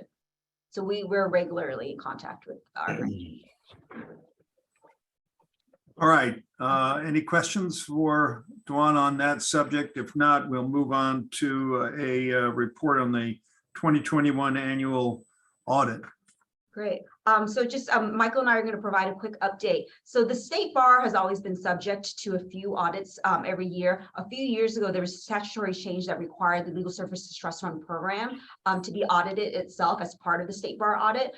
So I can't remember, Michael, this may be the third or fourth year. But in any case, the 2021 audit has concluded. I'm really, really pleased to report back that there have been no findings. It was a very clean audit on our side. Michael kind of led the audit process and answered all the questions from the auditor. And Michael himself, we hired him because he has the auditing background. So it's proved to be really beneficial to us. But I wanted to let Michael kind of speak a little bit about kind of the process, but it's definitely every time during, I would say from November to about February, it's a heavy lift, and Michael's working tirelessly to get the auditors everything they need. Thank you so much, Dwan. Yes, like Dwan had mentioned, so aside from the State Bar's normal fiscal audit, auditors also look at our specific legal services trust fund operating statement. And to prepare for the statement, staff sort of starts with the template of reconciling the distribution for IOLTA funding back to what was previously approved by the Commission and the Board of Trustees. That number is utilized as an allocation base. So we reconcile in detail to that basis as a starting point. You know, additionally, state staff also reconciles all the revenues with respect to interest revenue for IOLTA from IOLTA bearing accounts throughout the year as a part of supporting documentation provided to the auditor for the Legal Services Trust Fund operating statement. And then from those reporting elements, the auditor selects additional elements for testing. So this year, they typically always test both the expense and revenue sides of the caption. From the revenue side, they typically will select various components of bank remittances throughout the year. State Bar staff has to provide all the necessary documentation detail, from bank statements to remittance reconciliations for those banks that remitted at a specific point in time. On the expense side, they looked at specific grantee distributions. So I think this year they selected 17 specific grantees that received IOLTA funding. So we pulled the specific grant agreements for those respective grantees. And then they selected all the distributions made, 4 quarterly distributions made throughout the year, to get a good sense of comfort in terms of reporting accuracy for the expenses in the Legal Services Trust Fund. So I think all in all, it was a lot of work during this point in time, but happy again to report that we didn't have any findings or any sort of issues with this year's review process and audit. Thank you. Michael, just a quick question for you, and then Erica Connolly. Why don't you go first, Erica? Oh yeah, I was just curious who the auditor is. It is MGO. I think they are also the firm, from what I call, that audits the state. Yeah. So they're fairly big and specialized, I think, in agency work. And they're also going to be doing our single Yeah. audit, as you know, because we received the HP funding, which is federal funding. We're also now subject to the single audit, and there are single auditors it'll be for the 2022. So next year we'll have that report to report back to you. CS Genie, I think. Yeah. Michael, a quick question for you. Note 4 of their audit report breaks down expenses direct of about $1,700,000 on cost allocation. And my question is, do those expenses pay for the cost of administration of not only IOLTA, but of the additional grant monies that we have been working on for distribution purposes? So great question. The way that the accounting is formulated for respective to the $1,700,000 cost is specific to the fund code. So usually on an annual basis from a budgeting standpoint, we do track specific personnel benefits, types of expenses specific just to this fund, which is just IOLTA-related activity. So hopefully they answer the question.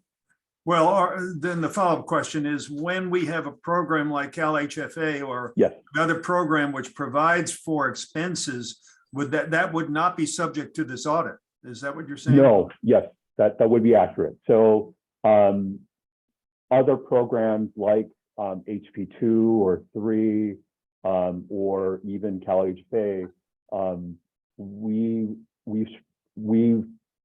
typically want to isolate any specific direct expenses and also personnel related expenses.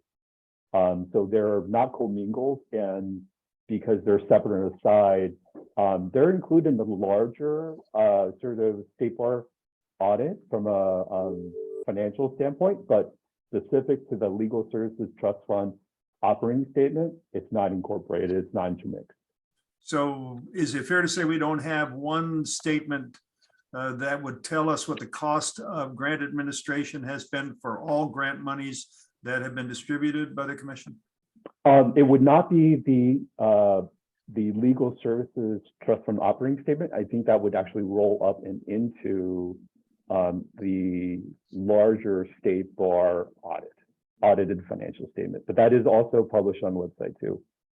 Okay, thank you. Sure. Are there any other questions for Michael? Great. Kim and Rich, we can move on to the next agenda item then. Kim, I think that's item 5C. 5C, and that's Michael and me again. So the big agenda item really for the June meeting every year is to determine the IOLTA distribution for the following year. So there was a quite lengthy memo that was included in your meeting packets we know a lot of attachments that were had a lot of numbers. So we're going to actually try to simplify all of that. We're not going to hit every major point in the memo because that's why you have the memo, but we're going to kind of hit the highlights so that you all feel comfortable with the numbers and with the recommendation. So let me share my screen. Michael and I have prepared a short presentation. While you're doing that, I'd just like to comment that this memo is very useful for new members of the commission.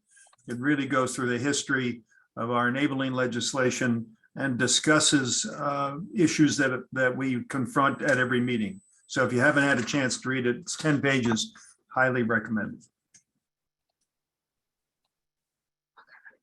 Can you all see this? Yes. Okay.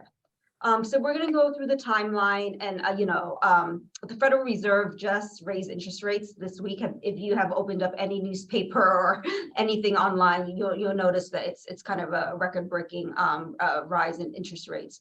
We're going to go through the background and the reserve policy. Then we'll walk you through the IOLTA projections, and we have revised them based on the current what happened with the Federal Reserve this week. We've already talked about the additional funding sources. I'll re-show you that slide. Then we'll go over the staff recommendation and then provide you with the motion. Okay, so as you all know, March, when the pandemic happened, March 2020, interest rates plummeted to near zero. Then finally this year, they have begun to rise. So March 16th, they went up to 50 basis point. May 4th, 100 basis point, and then June 15th. So the memo that we circulated to you, we were actually only projecting a 50% basis point, so to 1.50. The Federal Reserve has gone up 75 basis point, so 1.75%. So we prepared the memo based on 1.5, the PowerPoint based on 1.5. So what we're doing, just to clarify for you, the PowerPoint kind of will remain where it is. Where Michael and I went through and revised based on the increased interest rates, we have strucken it out, so it's super clear. But when we get there, I'll point that out to you. You all are meeting today to determine the 2023 IOLTA distribution. It will go to the board next month for them to make the final approval. But in light of SB 211, and the board has never overturned the commission's recommendation, but in light of 211, the board only has authority to overturn the commission's recommendation if it conflicts with the legal, fiduciary, or legal obligation. So I don't expect them not to approve it. Pretty much, what you recommend is 99.9% going to be the IOLTA distribution for the 2023. Okay. Again, the IOLTA statute, it regulates attorneys and not banks. And this is why part of our kind of working with banks is to get them to kind of, as interest rates rise, we try to get them to go up higher. As they drop really dramatically, like in 2020, we really try to slow down the process so they don't drop commensurately. But we don't have kind of statutory authority over banks. They're subject to their own kind of compliance and their own kind of regulations that the state bar does not have that authority. We do have authority over attorneys. So if an attorney is banking with the bank that's out of compliance, then we tell the attorney, we work with the attorney to get their IOLTA accounts switched over to a different bank. The statute hasn't been amended in terms of on the IOLTA interest side since 2008. There was an amendment last year that had to deal on the program side, but in terms of IOLTA compliance side, it hasn't. The last one was in 2008. Where it established a comparability rule. So what that means is that IOLTA accounts, the banks are required to give us comparable rate products for our IOLTA accounts. That has increased revenue over the years. The other thing that has increased revenue is our leadership bank program that was established in 2019, where banks volunteer to pay at the ECR rate, which the commission sets ECR rate, and I believe that's 6.68%, right, Michael, is what the commission sets. And then they waive all fees and charges on those accounts. It's 68 basis points, right? Yeah, 68 basis points, so 0.68%. And the legislation does permit the banks to charge expenses against that. Well, if they're part of the leadership bank, then they waive that. Were those two numbers right, Michael? I'm looking at you because.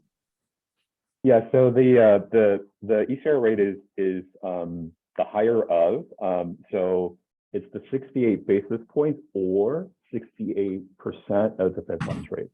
So that's why it sort of moves as the rates go up, the ECR rate actually starts to move. And back in March of 2020, when sort of the bottom fell out, where the Fed funds rate basically dropped next to nothing, you had a situation where a lot of the banks paying ECR wanted to come out of it because of that scenario. So they're able to pay us comparable rates as well. But what Duan is mentioning, there isn't anything in the legislation that forces them to say you have to do this. Eric Uskin has his hand up. Yeah, so you were forecasting in your materials that in view of the rising interest rates, a number of banks may opt to leave the leadership program or the commitment to pay the ECR, and I presume move back to kind of the comparable rate. I was just wondering, what is the difference like today between a comparable rate, if you can kind of Sure. So the comparable rate basis is looking at our portfolio right now. It's so variable, and a lot of it, the base idea behind it is the banks have to essentially agree to pay on their IOLTA eligible accounts rate basis equivalent to a savings and loan product to their consumer. So right now, if you go out and look for like a checking account that pays interest, right? Those basically have no return, but it's an equivalent availability for them to say, here's the comparable interest I want to pay you because here's a normal consumer product that we would offer. And going through review, if we find those proposed rate products or those proposed products accurate, then we would have to certify that bank to pay us those types of rates. But that's very, very little. We have some in the portfolio where the rate basis is 1 to 2 basis points. I think the highest comparable rate paid to us right now is, I want to say, Bank of America, which is 30 basis points, which is very healthy, but they're all over the place. But that's the reason, sort of gives you a good idea of why banks would choose to drop out of paying us ECR, because the base for ECR is going to be much, much higher as rates start going up. Because I presume as the year moves forward, as we move into September, October, November, and interest rates across the board are getting higher, the comparable rate will be higher as well, right? That is true. I think the overall consensus and what we've heard from our consultants that we've worked with is the comparability basis for consumer products typically in these types of situations lags very, very much behind. So we're sort of out in the cold, unfortunately, when it comes to that. But it is one of those situations that I think is realistic, because there is so much cash in the system today.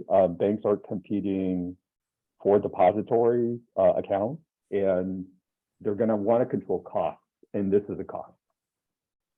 But you'll see in the when Michael runs you through the 2023 projections for the number, yeah, it's considerably better than it will be for the last half of the 2 quarters remaining in 2022. So you'll see that we at least we project that it's going to move up and make a meaningful difference. So let me keep going so I can share with you the numbers. Okay, so just really quickly, we call IOLTA grants IOLTA, but it's not just the interest revenue. Just want you to keep in mind that also includes Justice Gap donations, the $40 opt-out on the licensing fee, anytime grantees make repayments, and also investment income.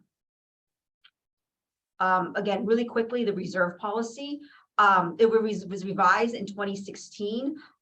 When there's a rising income environment, it lays out this 4-step calculation. And when it's in a declining income environment, it doesn't provide a lot of guidance, just to say that we should target, or the commission should target 30 to 75% of the previous year's revenue. The Rules Committee, as we noted in the memo, is working to revise the reserve policy to provide a lot more guidance, especially in terms of declining income environment, but also they're looking at the 4-step calculation to see that it makes sense. And some of their recommendations are infused in kind of the 2023 distribution. And I'm going to turn it over to Michael really quickly to explain why the calculation is still technically in a declining income environment versus a rising income environment, though interest rates are ticking up a little bit. Right. So we actually, when we started this year doing the forecast, one real amount of research was into the sort of practice of the reserve policy, specifically on this 4-step calculation. And Steph and I, we went back to 2006 when the formula approach was developed. And in doing so, we realized that in order to actually go through the steps of the calculation, you have to actually be in the year that you're projecting, in the year that you're actually doing the forecast. You have to be at a net surplus situation. So net surplus meaning your income for the year has to exceed your expenses. And in our projection, in all three scenarios, we actually are projecting a net deficit situation in all three scenarios, partly because of how large the 22 IOLTA grant disbursement is. It was $35 million. So because of that size, it essentially forces us to essentially go into the reserve to pay out the full total of the distribution for the year. But that's an explanation as to why we weren't able to do the four-step calculation to come to a reserve amount this time around. Great. So let me move on. So what that means is that we can't use that four-step calculation. The commission has discretion to come up with a reserve between that 30 and 75%. Okay. So I'll turn it over, Michael, to you to run through the numbers. And again, the number in red is what we have revised based on what happened with the Federal Reserve this week. Right. So that was a little bit surprising, but I think maybe not so. With the inflation data, latest inflation data that came out, I think the inflation was still higher than anticipated, and so that translated into what ended up happening. We had a 75 basis point increase. We were projecting, like we were mentioning, a 50 basis point increase at the time.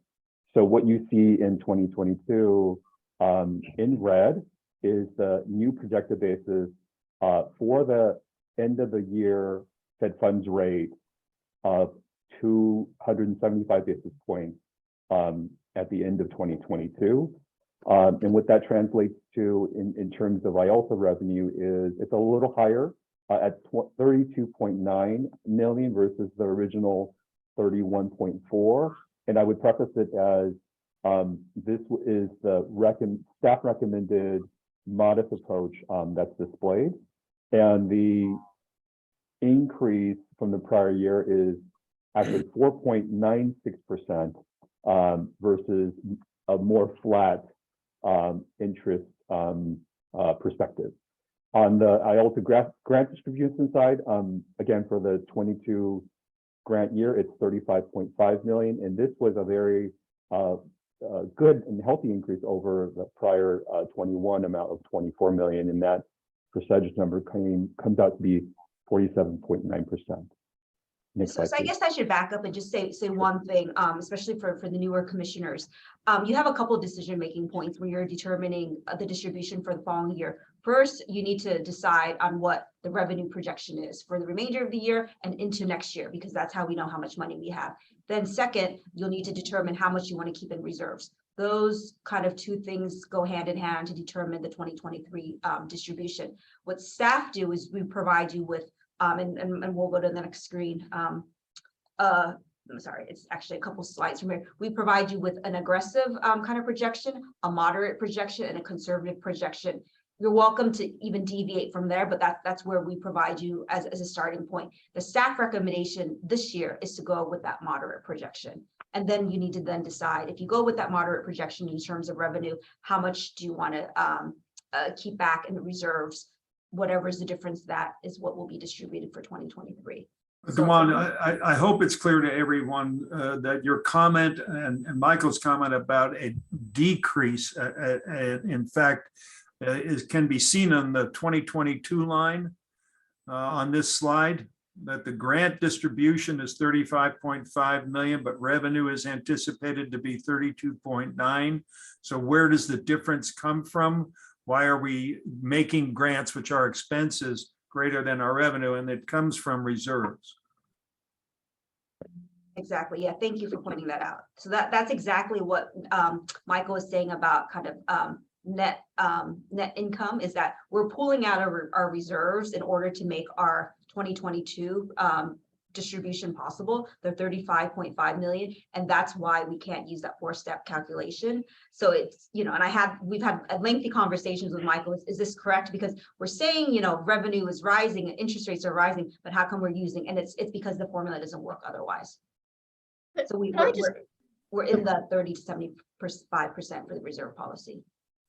Could I just add, from history, I think we've had a lot of discussions about the importance of trying to give the programs a sense of security and pretty level income from IOLTA, as opposed to really dramatic highs and lows. So I mean, that's kind of I think our general thought behind doing this and dipping into the reserves, is to be able to kind of pad their process. No, that's exactly it. And you'll see from the next slide, we really try to smooth it out. We don't always do a great job. And it's just, it's very, very difficult, right? It's only in hindsight now that we could say, oh, maybe 2 years ago, we should have distributed more or less. It's very, very hard to do these kind of market projections, especially during a pandemic, especially with like the volatility of everything that's happening. That we've been off, and we've been off a lot. So you see the big dips and the peaks and the drops. And so that's why we're hoping with the when we go to revise reserve policy, that we might not, you know, smooth out all the fluctuations, but maybe we can smooth it out a little bit more. I don't know if that's possible, but that is one of the goals of the rules committee, is to come up with a reserve policy that will strive to do a little bit of a better job of that. So Michael, I'll hand it over to you to talk through this slide. No problem. So, you know, this slide, like we're talking about, we wanted to try and demonstrate graphically, you know, over time, our IOLTA distribution and what they've looked like. You know, in 2020, you see that very large spike of almost $56 million. A lot of that was because of where interest rates were at prior to that point. In March of 2020, that's when rates basically became next to nothing. And so I think overall, you know, the intention is to try to find a way to provide some guidance in this period in time in terms of determining what a reserve amount could be, that, you know, communicates that we want to be sort of cognizant of being, you know, in a place that we can provide a sense of stability for the organizations out there. And so I think in the memo, in the later parts of the slide, you'll see that one of our approaches that we've taken this year was we've looked at a 10-year sort of moving average of IOLTA distributions and used that as essentially as a basis to come up with a reserve number for the end of 23. And, you know, the thought process there is that it gives us a methodology as opposed to just this large range of 30 to 75%, right? So but Michael, that's definitely we might want to put a pin in that once we get to that slide. I think it might be easier to kind of understand that piece of it. Sure. But maybe we talk about the 2021 and 2022 numbers. Perfect. So on this, Rich, you had your hand up, and then Chris. I think Chris was first. Oh, Chris was first. Okay. Well, if you're going to talk about the drop, then I'll let you do that first, because I was going to comment about that. Go ahead. Michael, do you have anything else to say about this drop? No, I think it'll be much more relevant as we sort of roll into the latter parts of the projection slide. So, okay, so then I guess I just want to add something for the new commissioners, which was when the pandemic happened, we had I would describe this process as being generally, as with many or most, if not all, of the commission decisions, to be heavily informed by staff's historical and institutional knowledge, as well as a consensus-driven approach that has really sort of marked the commission and the commissioners' collegiality over the years. And what was interesting, I think, was upon the sort of outset of the pandemic, this discussion was, I think, for the first time in my 10 years on the commission, subject to a very robust debate among commissioners who had maybe historically been extremely like-minded. So I just wanted to add a little bit of historical context, especially for the new commissioners, which was that number one, there was a sense, and I'll just say I certainly ascribed or subscribed to this view, which was that the pandemic was going to institute a level of uncertainty across the community as well as the constituencies that they served. And it was really a high value for the commission to sort of stand in the with that knowledge and to deliver a message to the legal services community and to their constituencies that we were going to have funding. So to me, that is a very unique historical moment. And that sort of bleeds into my second point, which is, you know, as with many things, I do appreciate what I would say is a very thoughtful response about how to handle decision-making processes, which is to just, you know, take the information and the data that you have to try to make the best decision. So in terms of what you're describing, and what eligibility of budget will, and the rules committee, excuse me, will kind of go over, to me, it's great, but one of the things that I have trusted the commission to do and believe the commission has done quite well, and by that I mean the commission and staff, is that they've used that sort of approach of thought and thoughtfulness to make decisions that were right in the moment. And I think, you know, the idea that we would ever set anything in stone about reserve levels or whatever, I continue to believe that discretion is one of the hallmarks of good decision making if you've got the right decision makers in place. I mean, I don't think in 2008, when the economy cratered and IOLTA revenues were dropping to historical lows in the aftermath of that, was anything that the commission would have been prepared, or staff prepared, to have predicted, nor the pandemic in 2020. So I appreciate the thoughtfulness. Certainly a retrospective look is just smart decision making, but I'm a discretion-based decision maker. I feel like if you've got good processes in place and thoughtfulness, you're going to make the best decision at the time. And our ability to lay a policy out for future contingencies that none of us can predict is one that gives me some pause. So anyway, that's all. And hopefully, you know, that will continue to be true in terms of the thoughtfulness and sort of intelligence of the decision makers going forward. My point and question is sort of a tangent to what Chris was just describing, and that is, in determining future policy based upon a 10-year rolling average, wouldn't it be wise, or is it being considered, that you would drop out the high and drop out the low? In other words, the aberration you can see on this screen will throw everything off, much more so than the low, but nevertheless, the high and the low would typically be thrown out. So your 10-year rolling average would really be a 12-year one in this case, or however long period you want to use, in order to give yourself, I think, more reliability in the number. The second point I wanted to make, which is in the memo and all commissioners should understand, is this describes a basic tension between the amount of money taken in by the commission and the amount of money granted.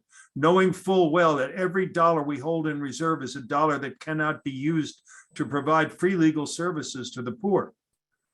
And that's a very difficult challenge for many commissioners, because as we put money away in reserves and don't spend it on these services, we are perhaps in the position of not fully supporting our constituencies, and we are doing it with an eye to the future and to our grant recipients' fiscal health. Kim? Right. Well, I have a couple comments. One on what Christian has said, which is, I think he brings up a really important point, given basically who we work for, which are these public interest law offices. And I think that if the Rules Committee and ultimately the Commission decides that they don't want, these very hard and fast rules, then I would say that a kind of discretionary pathway, what are the various factors that should be analyzed in making the decision. But I definitely agree with Christian that we really need wiggle room. I mean, this is not a commission that I think can do its job effectively if it just sees things as black and white and hard and fast rules. If an IOLTA funding application comes in 10 minutes late, does that mean we don't count it? And we granted a lot of flexibility in terms of carryovers and other kinds of policies that we hadn't faced before. We may face them in the future. So I think what Christian has raised is a really important topic for the Commission and for the Rules Committee to be thinking about the whole way through. We're much more comfortable with hard and fast rules, but they, in my opinion, they don't necessarily work well in a lot of circumstances, given the who we work for, who the community is. In terms of what Rich said, I just really support the idea that we, as I said before, that we really try to maintain a certain level of security and funding as best we can for the programs. That's it. Maybe the next slide will help us. Yeah. Great, thank you. Okay, so the next slide. So Michael's going to run through what we projected in 2021 and then what we actually ended up with. Yeah. So under the yellow banner in the middle column is the projection number. And what this represents is the projection numbers attributed to the projection model that was approved last year when we met. And so contrasting that to the actual activity on the very right, the piece that really stands out, I think to most people, myself included, is the sort of net revenue element to it. So if you look at line C, right, in the approved projection model, we at the time, we were projecting to run a net deficit. In actuality, what happened was we actually were in a net surplus position, meaning more interest revenue came in. And then overall, you have 25.8 million as your ending net asset versus the actual net ending asset for 2021 of 36.6 million. And, I think one really interesting to point out is if you look back at 2021, the interest rate environment didn't change. The Fed didn't raise rates. It was virtually flat the entire year. And what was really, I think, unique for the state in talking with our consultant was we actually had a situation where our IOLTA deposits grew throughout the year. And the depository balance as it grew contributed to higher revenue, even though interest was basically flat. And that I think may be sort of unique to the California than some of the other states who, from my recollection, didn't see this type of a situation. So ultimately, at the end of the day, we collected more IOLTA interest revenue, which is always a good thing. And it rolls into effectively the distribution model for this coming year, right? So that's actually into the next slide, if we can do that, please. Just sort of brief outline of all the sort of shared assumptions in the model for the 22 and 23 revenue is, like we talked about earlier, net revenue is declining. We have a net deficit that we're projecting in all three scenarios. The basis is the January through March revenue is based off of the actual balance at that point in time in our financial statements. The interest that we're projecting as an assumption was 2% by the end of the summer, but with the Fed raising rates higher than anticipated just a couple of days ago, we've increased that to 2.25%. And then the natural assumption is at the end of the year, our projection originally was 2.5% for both the modest and conservative scenarios, and 2.75% for the aggressive. Now that's changed. Now that's going to be 3% for the aggressive and 2.75% for the modest and the conservative approach by the end of the year.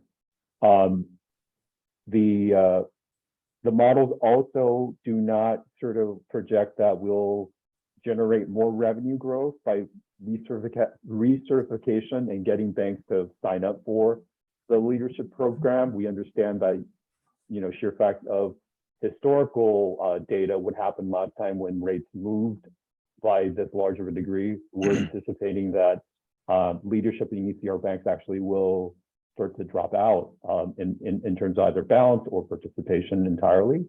The other components of IOLTA revenue, like the donations and justice gap funds, are going to decrease slightly. In general,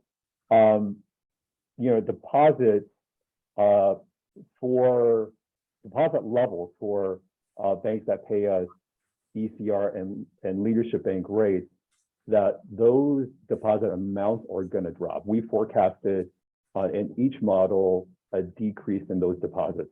On the most aggressive, we are forecasting a 25% drop. In the moderate, we're forecasting a 35% drop. And in the very conservative, we're forecasting a 45% drop in terms of those deposit balances for banks that pay us ECR rate levels. And I think that sort of makes sense, because I mentioned earlier, the banks in themselves are going to try to control costs, and this is a large cost component for them. And it's anticipated that they'll probably want to recertify and be a comparable paying bank instead. So that's definitely anticipated in all three models. And I also will add, and I know Eric and Chris have their hands up, that we work with national consultants to get at these numbers. We also ran through the projections with Jeff and Tammy on the commission, who you all know are both from banks and have the financial kind of expertise to give us a little bit more guidance. And I don't know if Jeff and Tammy want to weigh in right now or later, but they have looked at this in more detailed outside of this meeting. And Corey's hand up, as well as Eric and Chris. Eric, you want to go first? Yeah, question. How easy is it for banks to move between the leadership bank or ECR program on the one hand and the comparable rate program on the other? Can they do it whenever they want, or are they locked into? They're supposed to tell us first in as a sense of professional courtesy, but what we've observed sometimes is they'll just pay us less, and then we'll have to ask them the question in analysis of, well, we thought you guys were paying us, this negotiated, agreed upon rate. Why is it so much less? And they've come back and said, well, we decided not to. They should be telling us before they actually pull the trigger. But I can say that's not always going to be holding true all the time. Chris, did you? Yeah, just real quick, IOLTA revenue on this slide, is that inclusive of the other funding, or is that just, I just want to make sure I'm clear on. It's just IOLTA interest.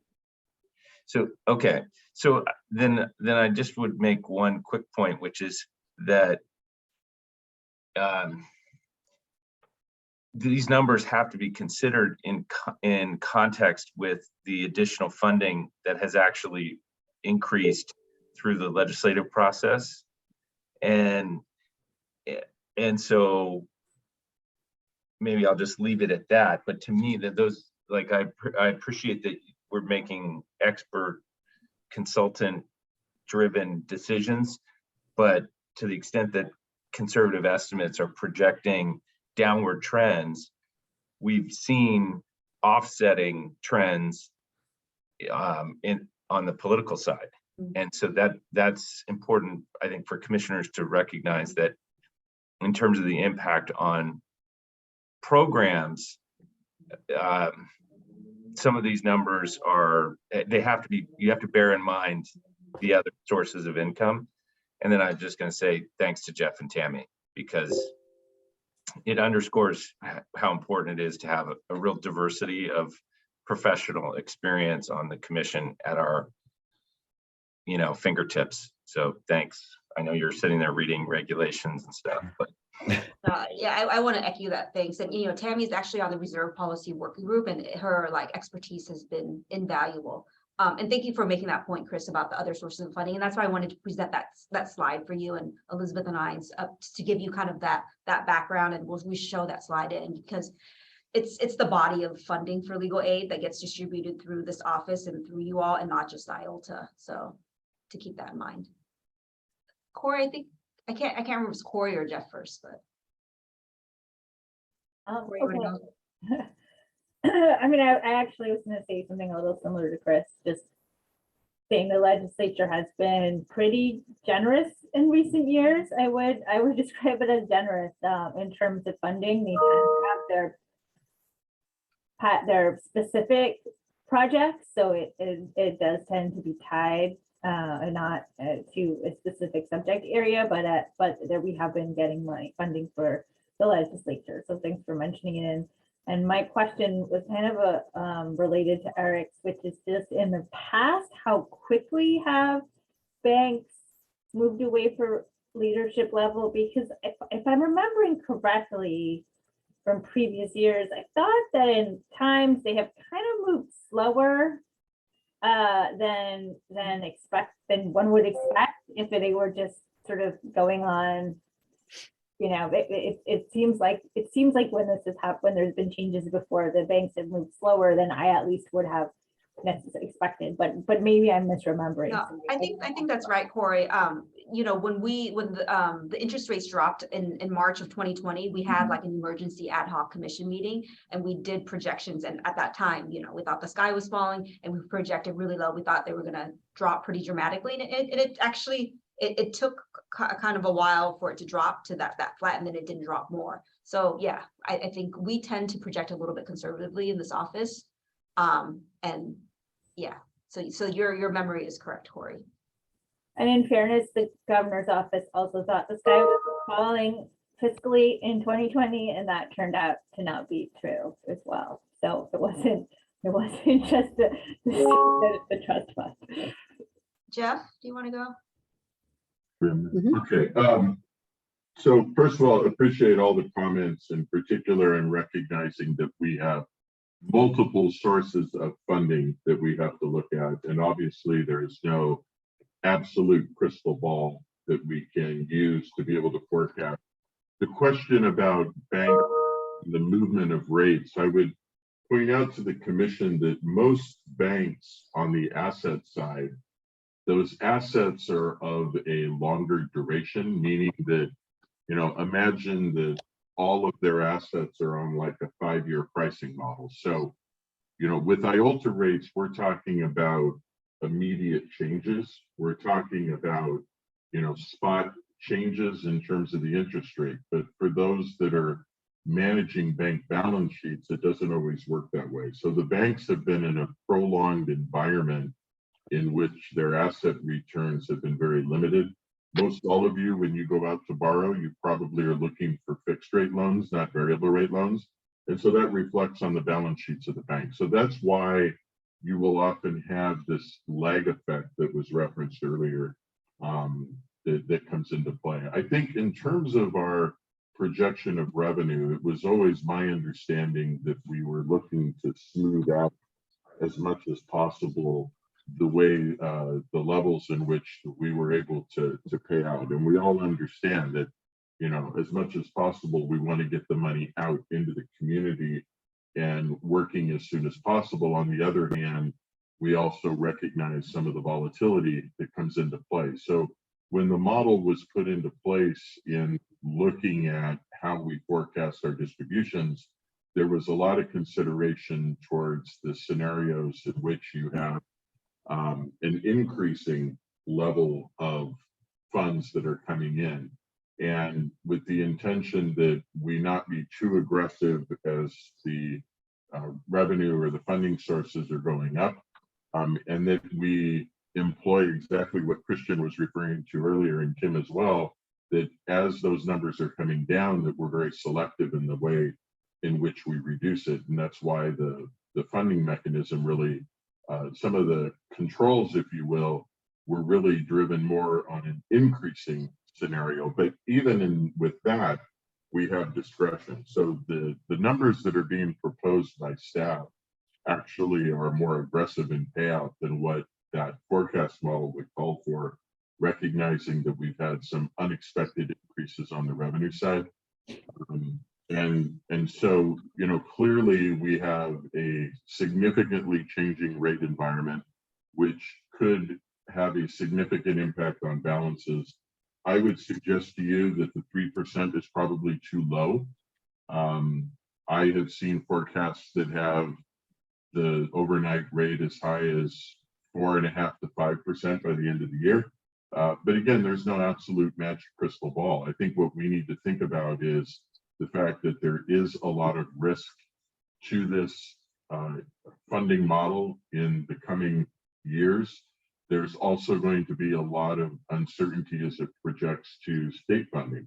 Right now, and over the last few years, the state has had the enjoyment of working with a surplus, but we're already seeing what's happening in the equity markets, and we can all recognize the fact that a lot of the surplus revenue that the state has been able to recognize has come through recognition of capital gains. And at this point, as we sit here today, I think it's very difficult to assume that those are going to continue at a comparable rate. So, those are my thoughts. I appreciate the many different comments that we've had. And I think this is a key component of what we do as a commission in trying to help with our recipients and how they're able to manage their funds, trying to make it as smooth as possible. And that's difficult when you have the type of volatility that we've seen over the last few years.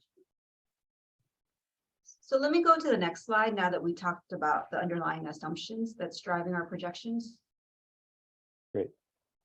So in this next slide, you'll notice that we actually added this moderate B2 sort of description.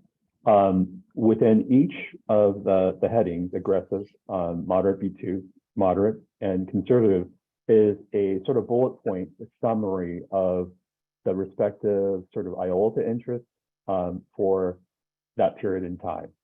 So looking at moderate B2, I'm going to focus on that a little more just because that's, I think, the piece that staff is really recommending.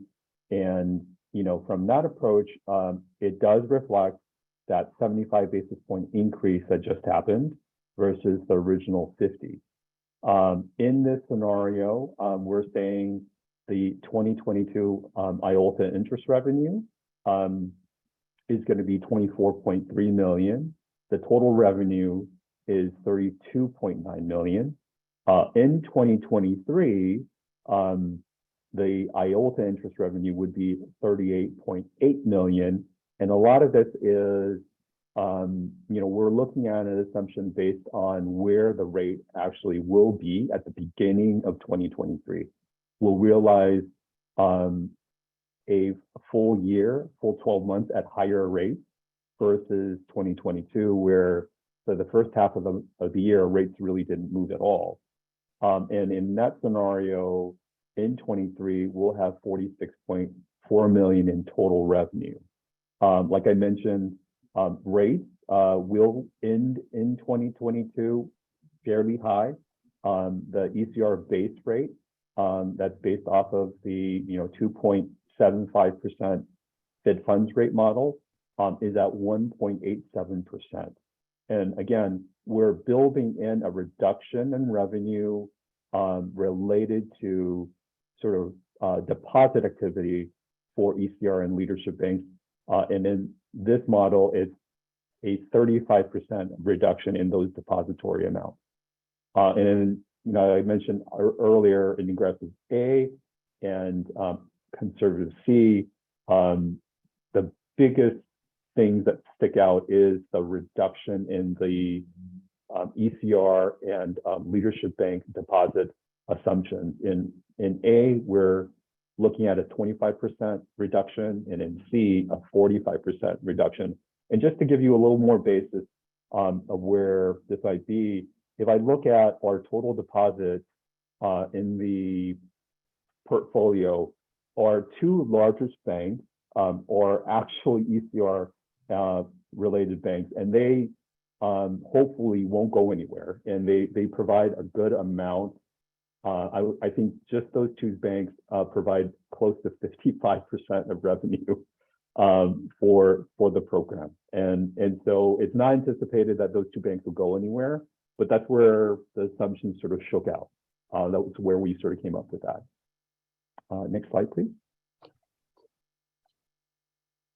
So in going into the details of the projection model, the section highlighted in blue, B2, reflects the higher interest rate that was enacted basically a couple of days ago, the 75 basis point increase versus the original forecast of 50. So right there, you can see just on total revenue where the differential is. It's coming from the IOLTA revenue. And, as you go through the separate sections, like I mentioned, if you look at line C, in all the models, it's a situation where we're running a deficit because of the total expenses for the year. They unfortunately are outpacing the revenue, even with the increasing rates that we have. And then in 2022, if you look at scenario B2 in blue, we are projecting net ending assets for the year of 30.9 million.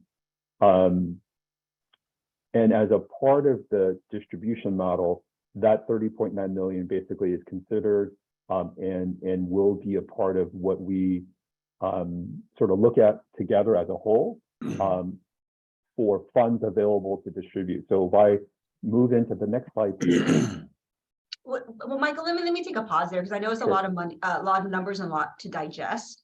Does anybody have any kind of questions on how we arrived at any of these projections? Is there, Michael concentrated on the B2 revised moderate projection.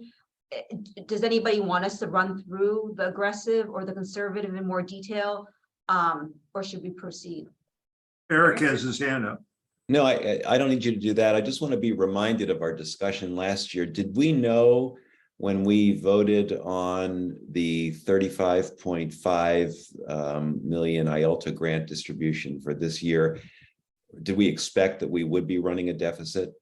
No, we did not. I think earlier in the slide, I think we showed a caption where we had a projection versus the actual, and really the increased revenue was coming from the unanticipated increase in deposits. that ultimately drove revenues higher. So hopefully that explains. Eric, is that not satisfying? Do you want more information? I'm not sure I totally understood that. Sorry. Do you want to try it one more time, Mike? Sure. So your question was, when we did the when we authorized the distribution, made the decision to distribute the 35 million, did we at the time know where the market or how the sort of interest revenue environment was going to look like? And unfortunately, the answer was no, because the ultimate what ultimately happening was what we saw month to month. The deposit balances grew, and we honestly we were, you can't really ever anticipate that. And in talking with our consultants, that's definitely one area that everybody sort of scratches their head on. You know, I think he mentioned that for California, perhaps we had comparatively to other states, higher economic growth or just more cash in the system, whatever the case might be, that sort of drove up the depository balance, which in a flat rate environment is going to equate to more revenue for us. I mean, I had almost the identical question, Eric, to both Michael and Jeff. Like I said, you know, if net deposits have been increasing for 10, 15 years, can't we assume that they'll continue to increase? And I think both Michael and Jeff said no to that because it's so unpredictable. Yeah. Catherine. So I get this is not exactly on the slides, but I guess I just wanted to, as we're making a decision, my understanding is Equal Access Fund had this large increase last year for programs. That is not in the legislature's budget and may not. And so therefore, sort of the income to the programs will go down because the amount of the Equal Access Fund isn't increasing. And does that or doesn't that have an impact on, from staff's perspective, of the decision we should be making? I really appreciate everyone's trying to balance, like, you know, 25 balls in the air about what the right way to go is, but I don't think I heard that particular one about a direct impact on programs being discussed. So I mean, I think we should take into consideration, and that's why I try to bookend, but that give you that slide so you can have the context. It's just really hard to layer it in a way. I don't know how to. I want you to take into consideration, but I don't know how much to weigh it, because we had a one-time increase last year in EF, but there were programs that struggled to spend it down in 1 year. And so we let some programs spread it out over 2 years. So there is a spend down issue, I wouldn't say systemically, but there are some programs that struggle. So you have to layer that on top of it. And it was communicated at the time that EF was a one-time increase. So the 35 million that's in the budget now is the standard. That's what programs have come to expect from EF. And you know, I'm kind of jumping now, but the projection, I mean, the staff recommendation for the 2023 is going to be $50-something million, which is still at a second highest of our IOLTA distribution. So it's still going to be, very, very large. So again, I want to give you all the information. I want to give you all the information, but I don't know exactly how you would factor it in terms of your analysis. Yeah, I think it's just, so legal aid programs were trying to make the higher amount the new base amount, right? And that didn't happen. And I do appreciate the flexibility for the 2 years, but it seems that in an environment in which IOLTA, you know, revenues are going up because of the increase in interest rate, simultaneous with that, one should not expect any increase in equal access. And I don't know whether there's a way to say sort of what's that balancing point between the two of them, because what wasn't the increase last year like a one-time 30 million? Is that right? Yeah, and that increase was a direct response to IOLTA being, I mean, we were told there was an increase because we had told them the IOLTA had dropped so dramatically. So it was direct response to IOLTA dropping during the pandemic. that Yeah, they so increased. is the Yeah. net increase, I guess I'm just trying to figure out what the net impact is on programs, right? So EAF will drop by 30 and IOLTA's going up by 50, right? Is that what you're saying? It's not going up by 50. No, It is- no, what IOLTA's not perc- going up by 50. But what amount is it going? It's going up by what That's amount? next slide. I mean, if you go with our recommendation, it's, I think we distributed 35 this year and we're recommending, I think, a 52. It's on the next slide. So Right essentially here, 20, 52. right? Yeah. 50, So an yeah, increase of 53 million. 20, which makes them almost equal to where they were, 10 million system-wide change, Well, right? but then HP, I know that's discrete funding and not every program Yeah, has yeah. I mean, there's but HP and the that's 30 consumers. million into the pot for HP. But I guess that kind of 70-something not program, yeah. not the Yeah. base that Not the base. everybody gets, right? So I guess all I can really deal with is the base, and that was helpful. So it's sort of a 10 million system-wide drop when you factor in those two factors separately. Thank you. Chris?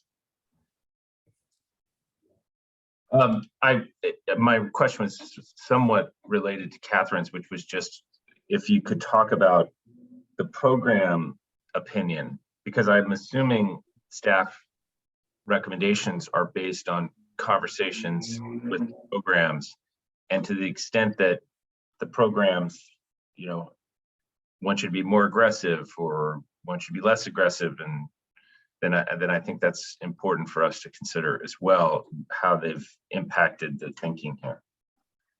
So we were asked, I think sometime last year, that we should give programs a regular update on IOLTA revenue so that they can plan. So I have been doing, I think, a quarterly update, either directly to programs through an email or through LAC or both. And I don't get kind of that response like, oh, you should go through moderate or aggressive. I think they're happy that the message has been, we don't think it's going down, but that it's increasing. So I've been saying you could probably expect at least base funding for IOLTA for 2023, but obviously this is a lot more than base funding. So I think it'll be well received, because the messaging has been at least base. Because we were conservative, we don't want to, we're in a difficult position because the programs want something from the staff. We're not making the decision, we're making a recommendation to you all. So I have all these caveats that it's ultimately the commission's decision. We provide them with these projections. This is what we think, but it's only staff. So that's, the difficulty. But So they haven't said explicitly, Chris, that, oh, we think that staff should go with an aggressive, or we think that we should be more conservative. It just has been well received that that interest rates are climbing, and that, IOLTA revenue and their distribution is not going to drop. Dwan, just so I'm clear, in the original documentation, the moderate scheme was being recommended by staff. Am I to assume that the highlighted blue column here is now the recommendation? Yeah, that's now the revised recommendation, just based on a couple of days ago, the Federal Reserve raising interest rate 75 basis point instead of the 50 basis point that we were anticipating. So we factored that in, and that's why there's a B2, because we still think that's a moderate projection, but now just with that additional, that factored in. So, and I'm jumping the gun here, but so this is the 2023 numbers. So originally in the memo, you see that we had a $47 million recommendation. Now we're revising it to 52 million. But now we should probably talk about, if you're comfortable, and it seems like I'm hearing in the room that you're comfortable at least with the moderate B2 projections, staff's work. So then what we're left with then, if you're comfortable with the B2 and the revenue projections, how much do you want to keep in reserve? Because then that will be how much will be distributed. And I think Michael, this is where Michael was going with on the couple slides ago. You have discretion within 30 to 75%.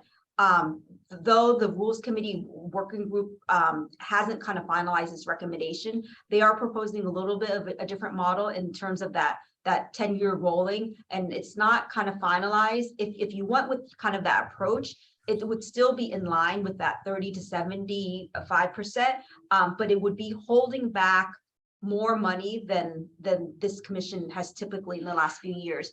Last year, you went with the 50% reserve. This year, if you went with the rules committee kind of approach, it would be, is that right? 69.79%, right? 70%. reserve percentage based on last year's revenue. So I think we should probably talk about this, have a robust discussion, because we don't know your thoughts. That's just what the staff and that rules committee working group think that, that's the recommendation we want to put forth. Yeah, When we ran it by Jeff, and Jeff, if you could speak a little bit about this, I think you thought that maybe we should even have a bit more of a reserve because of volatility, but we are restricted because the current policy is 30 to 75%. Yeah, no, totally recognize and understand in terms of the policy, and I think obviously my fears have already been articulated that we could very much be in a prolonged recessionary environment that could have a significant impact on funding in future years. So my interest is always in trying to help our recipients and smoothing out as much as we can. As the earlier chart showed, we haven't really done a good job of that, but it's as I said earlier, my interest rate projection is a bit more aggressive. I think the inflationary pressures are a very serious concern, and that's obviously going to impact our recipients on the expense side as well. But I shared with staff that I am comfortable with the recommendation that they're making, just with the precaution that we could be looking at, it is the second highest funding we've ever done, and we could be looking potentially at some very difficult revenue years coming up ahead, which means we could have some dramatic reductions in funding unless it's made up through the legislative side, and I believe that they're going to be in more budgetary pressure as well. So that's my only concern, is from the standpoint of trying to soften the drop for the recipients in coming years. But I am fine with what staff's proposed if the rest of the commission is as well. Dwan, Zach from LAC has his hand raised. Rich, Kim, do you want to take Zach's public comment now, or do you want to go to Eric and Catherine? Let's take Zach, and then let's go Catherine and Eric. Okay. I don't know how long Zach can stay on. All right, everybody. I'm going to be really brief. We just wanted to say for the Legal Aid Association of California that we support the staff recommendation. At times in the past, we have, supported the higher distributions, but we're really comfortable with the staff recommendation and think it's very prudent and appropriate. So that's all. Thanks. Thank you, Zach. Thank you. Catherine. I think I really was just going to ask Jeff, it's this interesting balance, like what to do now. And I couldn't quite tell, Jeff, if you were saying a scenario that might be better in the end is to do the distribution of the 47 million, which I guess saves 5 million for future years. And is 5 million in future years going to do a lot to smooth out the projection? I'm just interested whether you have opinions about that. I mean, I'm not opposed to moderate either. I just I felt like you had something else to say about the lower distribution. So no, I appreciate the question, Catherine. If you were to employ the model that we have, which controls the amount that gets paid out in increasing revenue years, the actual grants for next year would be something closer to column C, the conservative approach. And again, staff is approaching this from the limitations in terms of the reserve as a percentage of prior year revenue. And so the issue with that being that obviously if we have a precipitous drop, 2022 is likely going to be seen as an anomaly, just as 2020 was. And so my concern is that if the indications we're seeing in the current economic indicators are correct, we could be looking at a few significant years of downturn. And do we want to kind of soften that blow by having more that's available in reserve? But obviously that number would calculate above the 75%. So I am respectful of the 30 to 70% review. Yeah. By the way, everyone remember that before we started putting some of these guidelines in, You know, the formula was how much did we bring in the year before, and that's what we pay out in the current year. And so it put all of the volatility on our recipients. Part of the idea of employing these models when we went through the last recessionary environment was to try to soften the blow, recognizing the volatility that there is on the revenue side. That was the basis of my comment, Catherine. I answered your question. Okay, that's helpful. And but we could only do it projects it as 73%, right? So wouldn't we be limited to the 70% then? Oh, the 73% is the projection before the Fed funds raised it. Okay. We're at the B2. Right. No, I know. Yeah, I was looking Back at to the 69. 73, the 73.12 on the other B. Yeah, the 73.12 on the B, that was what's in the memo. We revised that okay. B projection because of the. I got it. Okay, sorry. Yeah. So we're And at then- what's circled, almost 70% for reserve from prior year and yeah. Okay, all right, thank you. What would our reserve be if we followed what the recommendation is? What would do we know what our total reserve pot would be? If you went with the staff recommendation, at the end of 2023, the reserve would be about 22.9, about 23 million. Okay.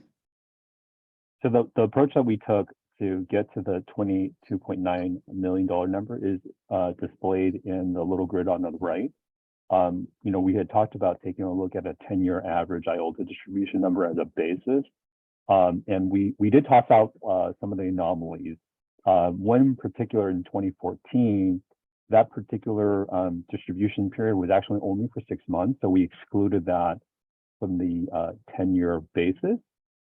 We included the admin expense as a part of sort of the proposed reserve amount, and that's how we came up with $22.9 million as the reserve amount that's being recommended. And then separate and aside from the 69.79% of the reserve as a percentage of last year's revenue, you know, one thing that we sort of looked at was the amount of the reserve is a result of both 2022 and 2023 sort of projected results. So if we also take a look at the reserve amount of 22.9 million as a percentage of the total funds available, which is 75.2 million, you're looking at a 30.5% number. And then also looking at maybe a more comparative basis, the reserve as a percentage of the 22 grants of the 52.2 or $52.3 million number is 43.89% as a comparison base. But just to provide some additional sort of comparison points for, I think a number, like I said, that's derived from 2 years of activity, right? Versus just looking back at 1 year's worth of revenue. Thanks for that. Answer your question directly because I did the calculations.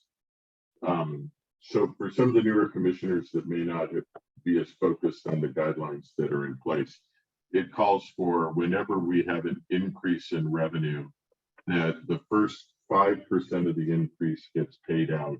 The next 10% goes into reserve. And then anything above and beyond that is split 50-50 between what gets paid out and what's the reserve. So the answer to your question is Kim, in column B with the revenue projection of 43.4, it would be an additional 7 million in reserve that we should be doing. If you go with the B2 column, let me just punch it into my spreadsheet here, and it's an additional 8.3 million. I think those are the numbers you were asking for. Thank you. Thank you. Eric, I think your hand was up and then Will. Yeah, it's a lot of numbers here. Gotta say, hard to keep this, keep track of this, but I guess my big picture reaction here is, I mean, as Dwan pointed out in an earlier slide and several commentators have mentioned, there are substantial additional funds that are being made available to these organizations. The EAF the standard EAF, you want to call it that, I guess, is not as big as it was last year, but we do have these other funding streams, the consumer debt, the homelessness. So there's a lot of money that's coming to these organizations outside of IOLTA. And in light of that, and given the concerns that Jeff expressed about possible long-term recessionary trends, I mean, I just wonder, I mean, my inclination is to put more in reserves, frankly. I mean, again, I'm not sure I understand what our flexibility is in terms of building the reserve, but I mean, I would be inclined to put more in the reserve, to move to B or even C, if we have the flexibility to do that. Well, so it's not B or C, but if say you wanted to increase the 70% reserve to like 75%, you would be stocking more in the reserves, and we could do that. Michael's prepared to like do calculations on the spot. If you want to see what that number is, we can run that number right now for you while we take other comments. Michael, why don't you do that just to give some context? So make the reserve right here the maximum, which is 75%. 75%. Okay. These two numbers. Sure. Give me 1 second. Will, go ahead.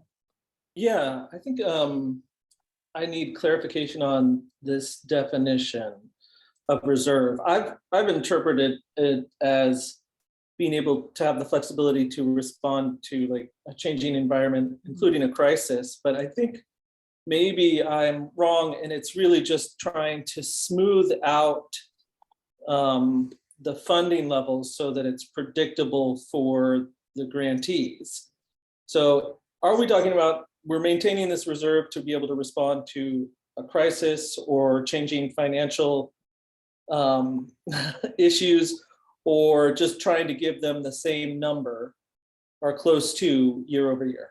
So that's a really good question, Will. So, you know, in this office, and I think I mentioned this in the memo, we've used the actual reserve policy is called the cash on hand policy. So we've used the term cash on hand and reserve policy interchangeably, and we've kind of laid out kind of goals of the reserve policy. One of them is to smooth out funding. Another is to, you know, maximize funding for, you know, when there's times in need or when IOLTA is dropping or going up, to smooth it out. But we don't really have like a consistent definition of that. And I don't know if the commission has thought of it in those terms. And that's probably going to be the work of the rules committee, is to really lay out what is the goal of the reserve policy and what do we need to have cash on hand in order to make kind of timely grant payments.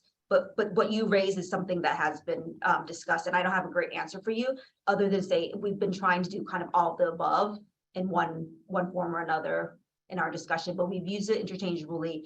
It hasn't always been used consistently. I don't know every commissioner has those same goals. So that is the working group will try to kind of articulate what the goal of the reserve policy, and hopefully the commission can provide some insight and we can come to consensus. But you make a good point. Thanks. So this is somewhat addressing, I think, like Will's point. I'll just note that, you know, we tell the organizations that they're not allowed to have a reserve. That's a big thing in our eligibility and budget review committee. And to Jeff's point about kind of thrusting all of the volatility onto them, you know, by just distributing every time all of the money that comes out. And I know we've had some concerns in the past. The organizations have had some concerns absorbing when there's like bigger money. I tend to think that it's better for us to have that reserve to try to smooth things out, to be prepared when there is more unpredictability. If there is things like a recession coming forward, that we can kind of, because we push them to distribute every year all the money as much as possible, we should try, you know, my view is to the extent possible, we can try to smooth things out. That would be better. And I think this is something that I think, Dawn, you and Michael kind of addressed. I'm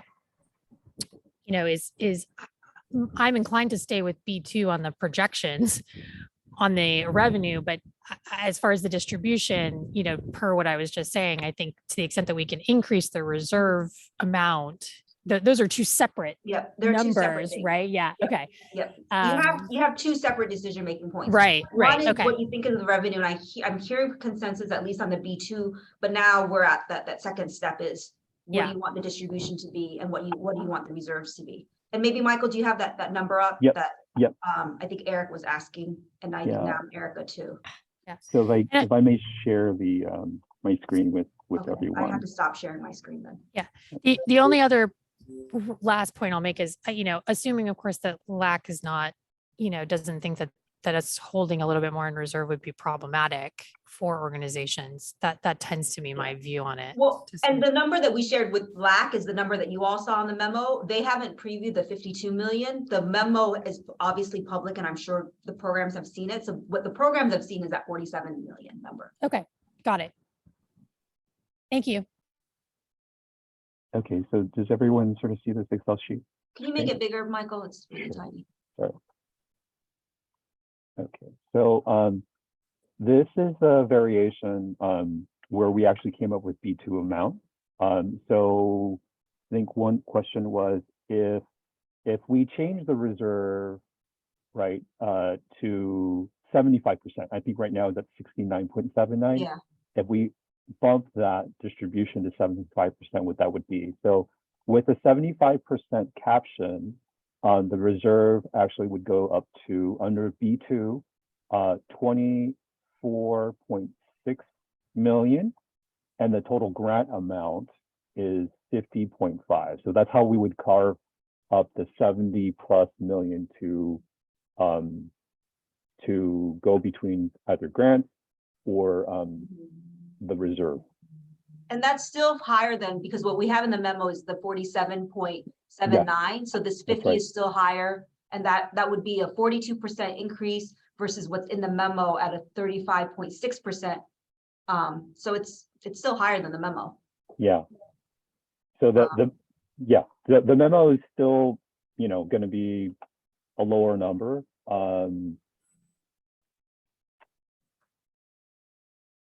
Jeff, did you want to make a comment?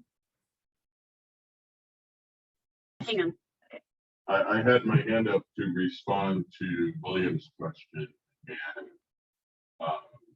and then maybe reiterate based on the numbers that we just saw. The reason why the formula only prescribes during an increasing revenue environment is so that as we have increasing revenue, we're making sure that we have an appropriate designation towards reserve.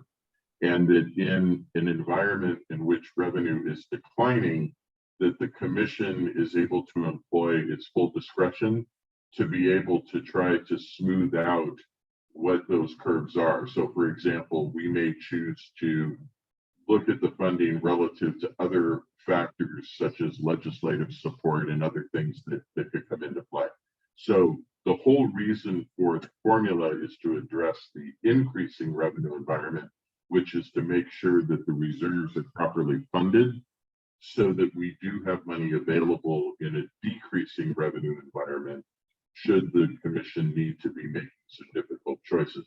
And all of that points to the work that the staff has done and is why, as I indicated earlier, I support what they are proposing simply because we're looking at an adequate level of reserve that does give us enough money to be able to make the discretionary decisions that we may have to make. The point about our recipients not being able to keep reserves, that's exactly why we were looking at trying to, as best we can, manage some of this variability in the funding. But I believe that based upon the scenario where we are, as we are looking at potentially a few years of decreased environment, the flexibility that we have with the reserve can go all the way down to 30%. So, 45%, it's basically half of the reserve is in play in coming years that can be utilized to try to smooth it out. The point is that where we have these years of increasing revenue, that we're making sure that we contribute appropriately towards the reserve. So that's why I'm willing to support what staff is recommending.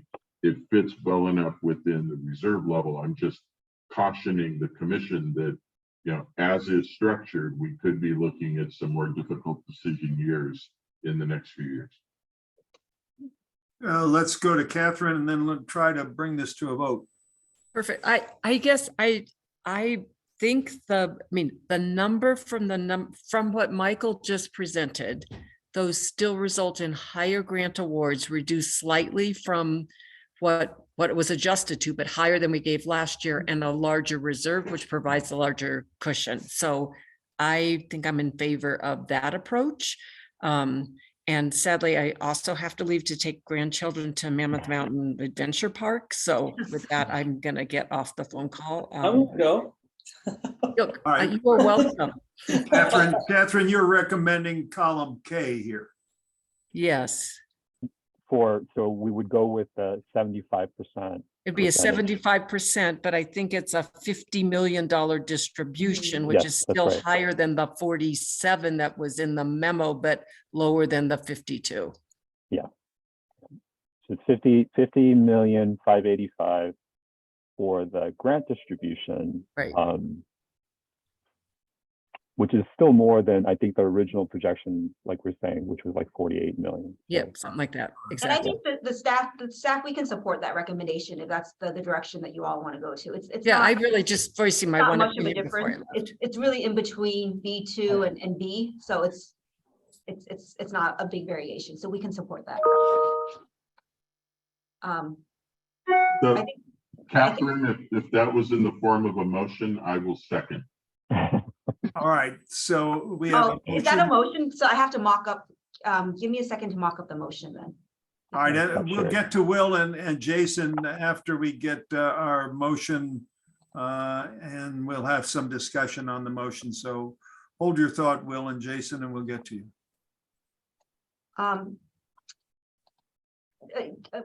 Michael, can you give me the distribution amount so I can type it in?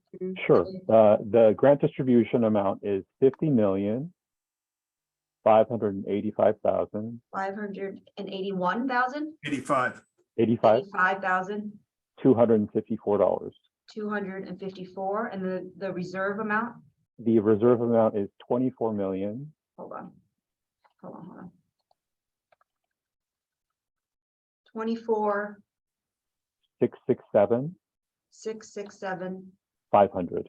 500. I'm gonna share my screen. And Michael, can you do like a triple check to make sure the number's Sure. right? Of course.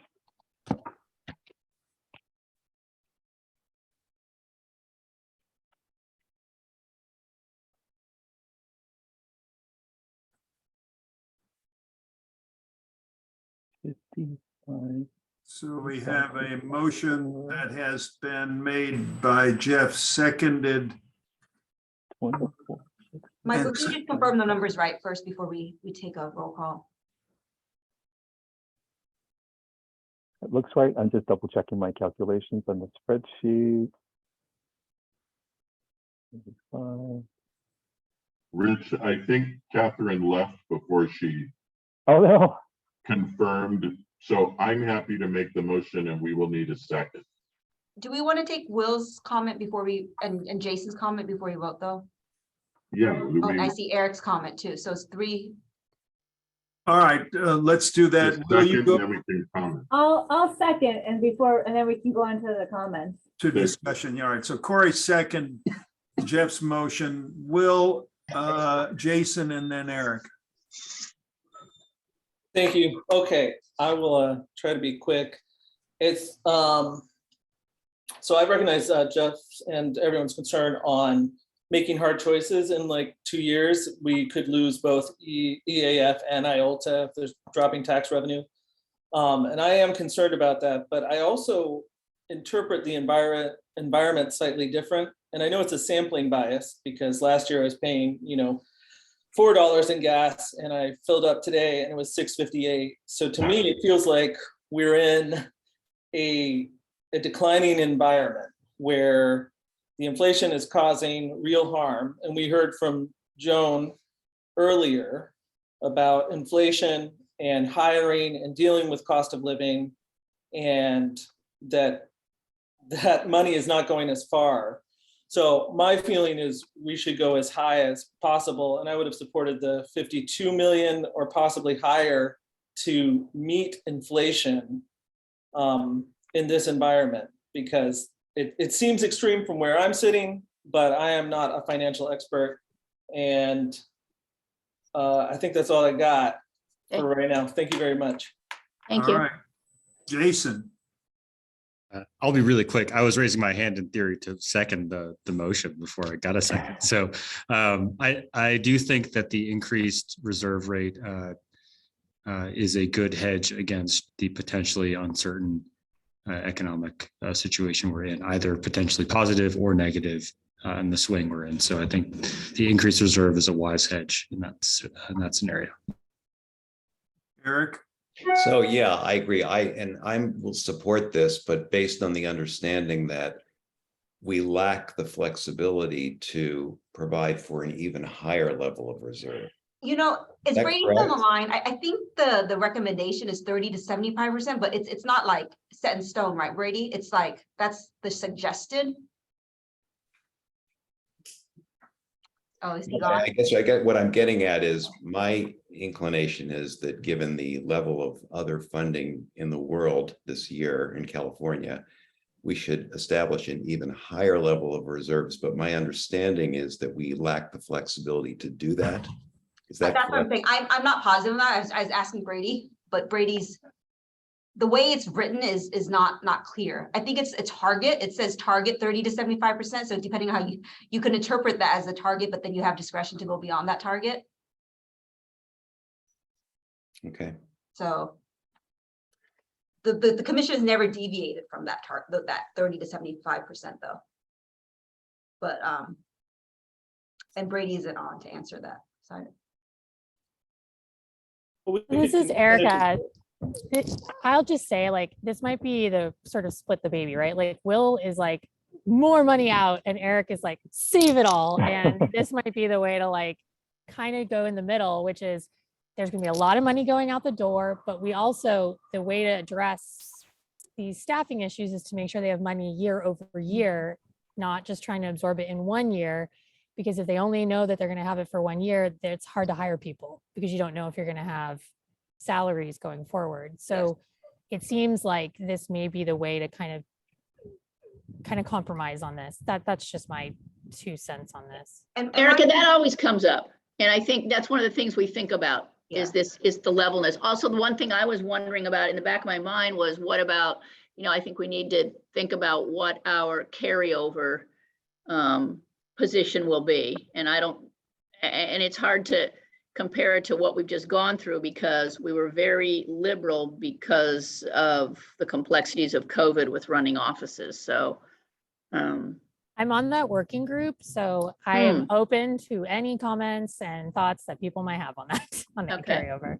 But I agree with Erica. I mean, this $50 million distribution is a really large distribution. Again, would be the second. I mean, the record was 2019 at 55 million. We're increasing. I mean, this year was 35 million. So this is a substantial increase. So Kim and Rich, how do you want to proceed? Well, first I want to be certain that everyone who has a thought has made that thought clear or had someone else speak for them. But if there's any other comments, please raise your hand so that we can recognize you. Corey? Yeah, just on the last point, I think it's worth considering the carryover policy very carefully this year, because I think that when there are recessions, they may hit individual programs differently depending on what they do and whom they serve.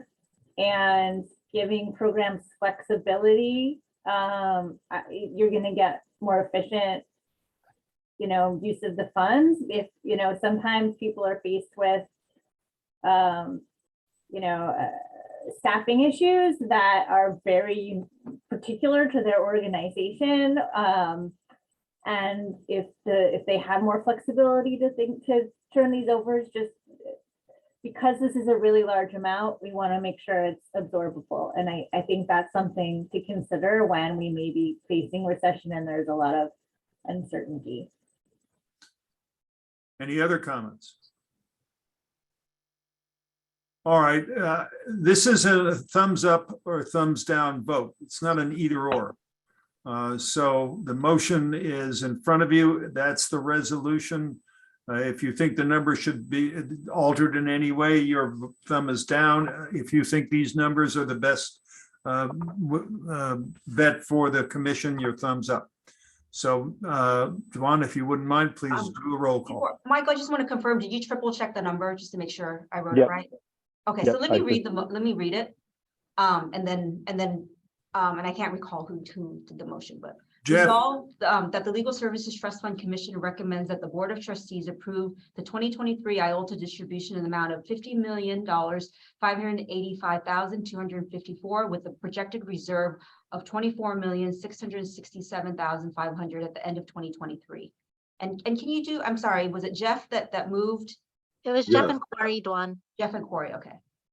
So let me stop sharing my screen and do a roll call vote. Rhinus, yes. Savage, Yes. Driver, Yes. Vanarelli, No.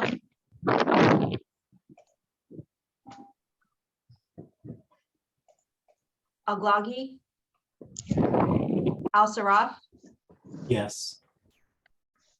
Ball, Yes. Fight Master, Bennett, Pamela, you're on mute. Pamela, are you still there?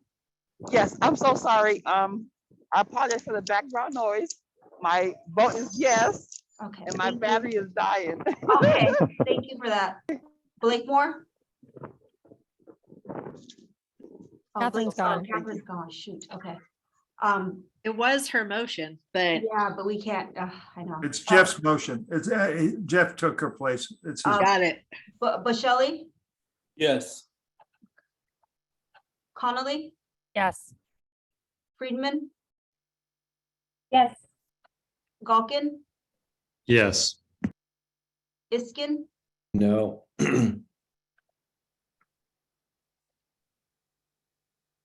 Judge Klein, Cruz, Stain.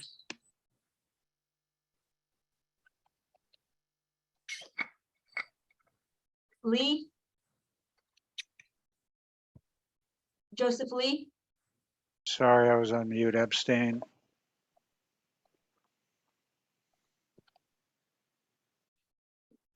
Mahoney, Yes. 11. Elizabeth, and Crystal, can you do a vote count for me? Does the motion pass with 11? Oh, let me check. I have 11 yeses, 2 noes, and then 2 abstentions. I'll just double check the majority. Because some people dropped, so I just make sure my vote count is right. Can you, Crystal, can you repeat the vote count? And I'm sorry, I can't, my internet's bad, so I'm not joining by video. Sure. 11 yes, Mhm. 2 no, and 2 abstentions. It's just the majority, right? Because I'm having a hard time because some people dropped off. Yeah, so it's the majority of those present. Okay, so motion passes. Thank you. All right, this Thank is typical of this issue. It is contentious. The tensions always affect our voting. We've been in session now for over 2 hours, or 3 hours rather. And I suspect that a bio break is needed, but help me on this one. Do we have enough time to take a 5-minute bio break? I think we have enough time. I think, yes, can the staff stay on so we can coordinate the rest, try to get through this in 45 minutes? Yeah, let's do the rest as efficiently as possible, everyone else. Let's be back in 5 minutes. Can we pause the recording? Can we pause the recording so we can coordinate a little bit? Wanted to take a sec. I just wanted to take a second to thank everybody for this previous discussion.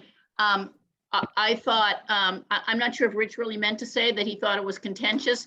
I thought it was an incredibly civil discussion with people having different viewpoints. And I really appreciate that. And that's what I, hope to see and hear in the future. So thank you all. I think the more minds that are analyzing the budget and the complexities of these decisions, the better. So that's all I wanted to say. And I just want to say thank you, especially to Michael. He had been working about 6 weeks, 8 months on those projections. Here, And here. then on Wednesday, the Federal Reserve, he's been up, working to revise that in the span of 48 hours for you all. So thank you, Michael. You're Okay. welcome. Rich, Kim, can I do roll call one more time since we took break? Yeah, sure. Thank you. Rhinus, Here. Savage, Here. Schreiber, Here. Vanarelli, Here. Aglagi, Al-Saraf. Here. Ball. Jeff, are you back? He left. Okay. Fightmaster, Bennett, Here. Blakemore, Boschelli, Here. Connolly, Here. Friedman, Here. Falcon, Here. Iskin, Here. Judge Klein, Cruz, Here. Lee, Here. Mahoney, Here. Meeker, Judge Jaskell, Here. Judge Seligman. Great. We have quorum again. All right, so we are now moving to 4D, 4D. and that's Erica's going to do quick just on the LRAP program requirements. She's going to abbreviate her presentation. Yes, so I think Dwan already did a very good overview of the current status of the loan repayment assistance program proposal. So I'm going to skip over the working group process and go straight to the current proposed requirements for the program, because at the last meeting we had sort of sketched an outline of potential program requirements, and so we've made some changes and updates in the interim.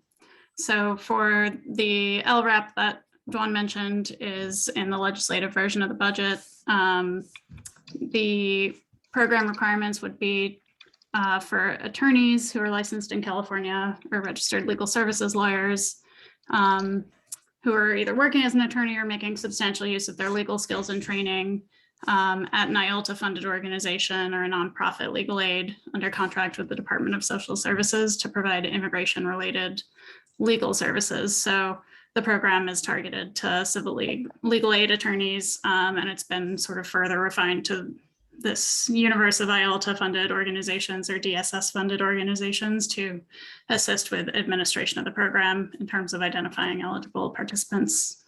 Any loan type would be eligible, so public or private loans, as well as incorporating undergraduate as well as law school or other graduate loans. Attorneys would be asked to utilize other available LRAPs to them before applying for this program. So if they're eligible for a law school LRAP or an LRAP through their employer, they would first be asked to avail themselves of those funds. And then if they have any unpaid loan repayment obligation after utilizing those LRAPs, this program could help them make up the difference and cover it. But it's really intended to reserve as much funding as possible for folks who don't have those options. It would also provide up to $10,000 per year in the form of a forgivable loan. And that would be calculated after, again, any other available LRAPs. So subtracting what's left after what's covered through another LRAP. And then repayment would be contingent on demonstrating 12 months of qualifying employment with one of the employers that I mentioned above. And so we do have just, oh, sorry, go ahead. No, it's fine.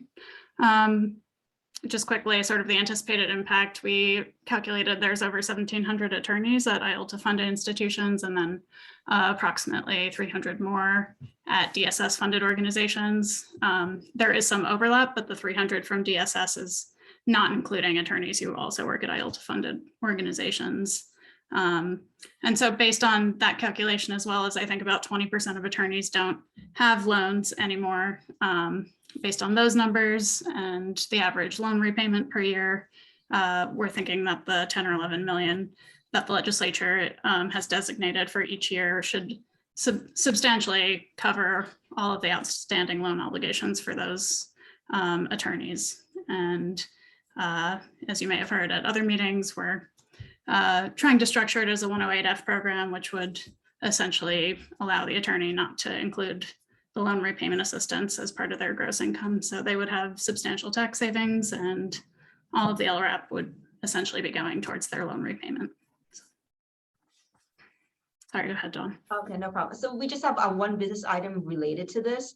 The budget, lays out the 55 million, but we're going to see what the legislation will look like in budget trailer language. So Erica, Brady, and I did draft suggested language, and we vetted it through with the Access Commission as well as LRAP.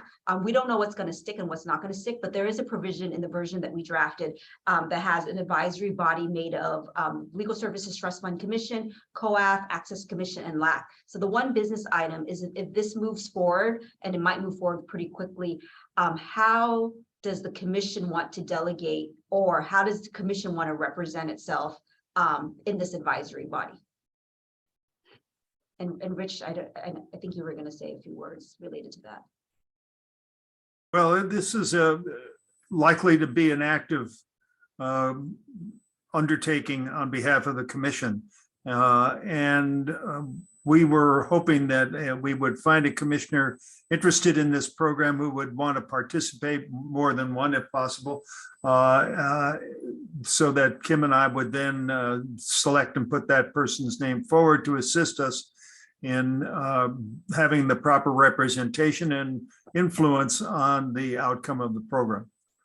And the advisory committee would be to advise on like the regulations and the guidelines related to LRAP program.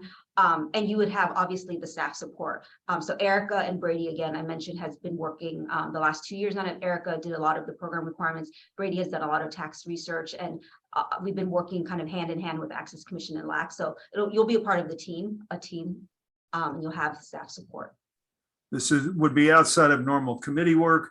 I think that it's one of the most incredible programs we've come across.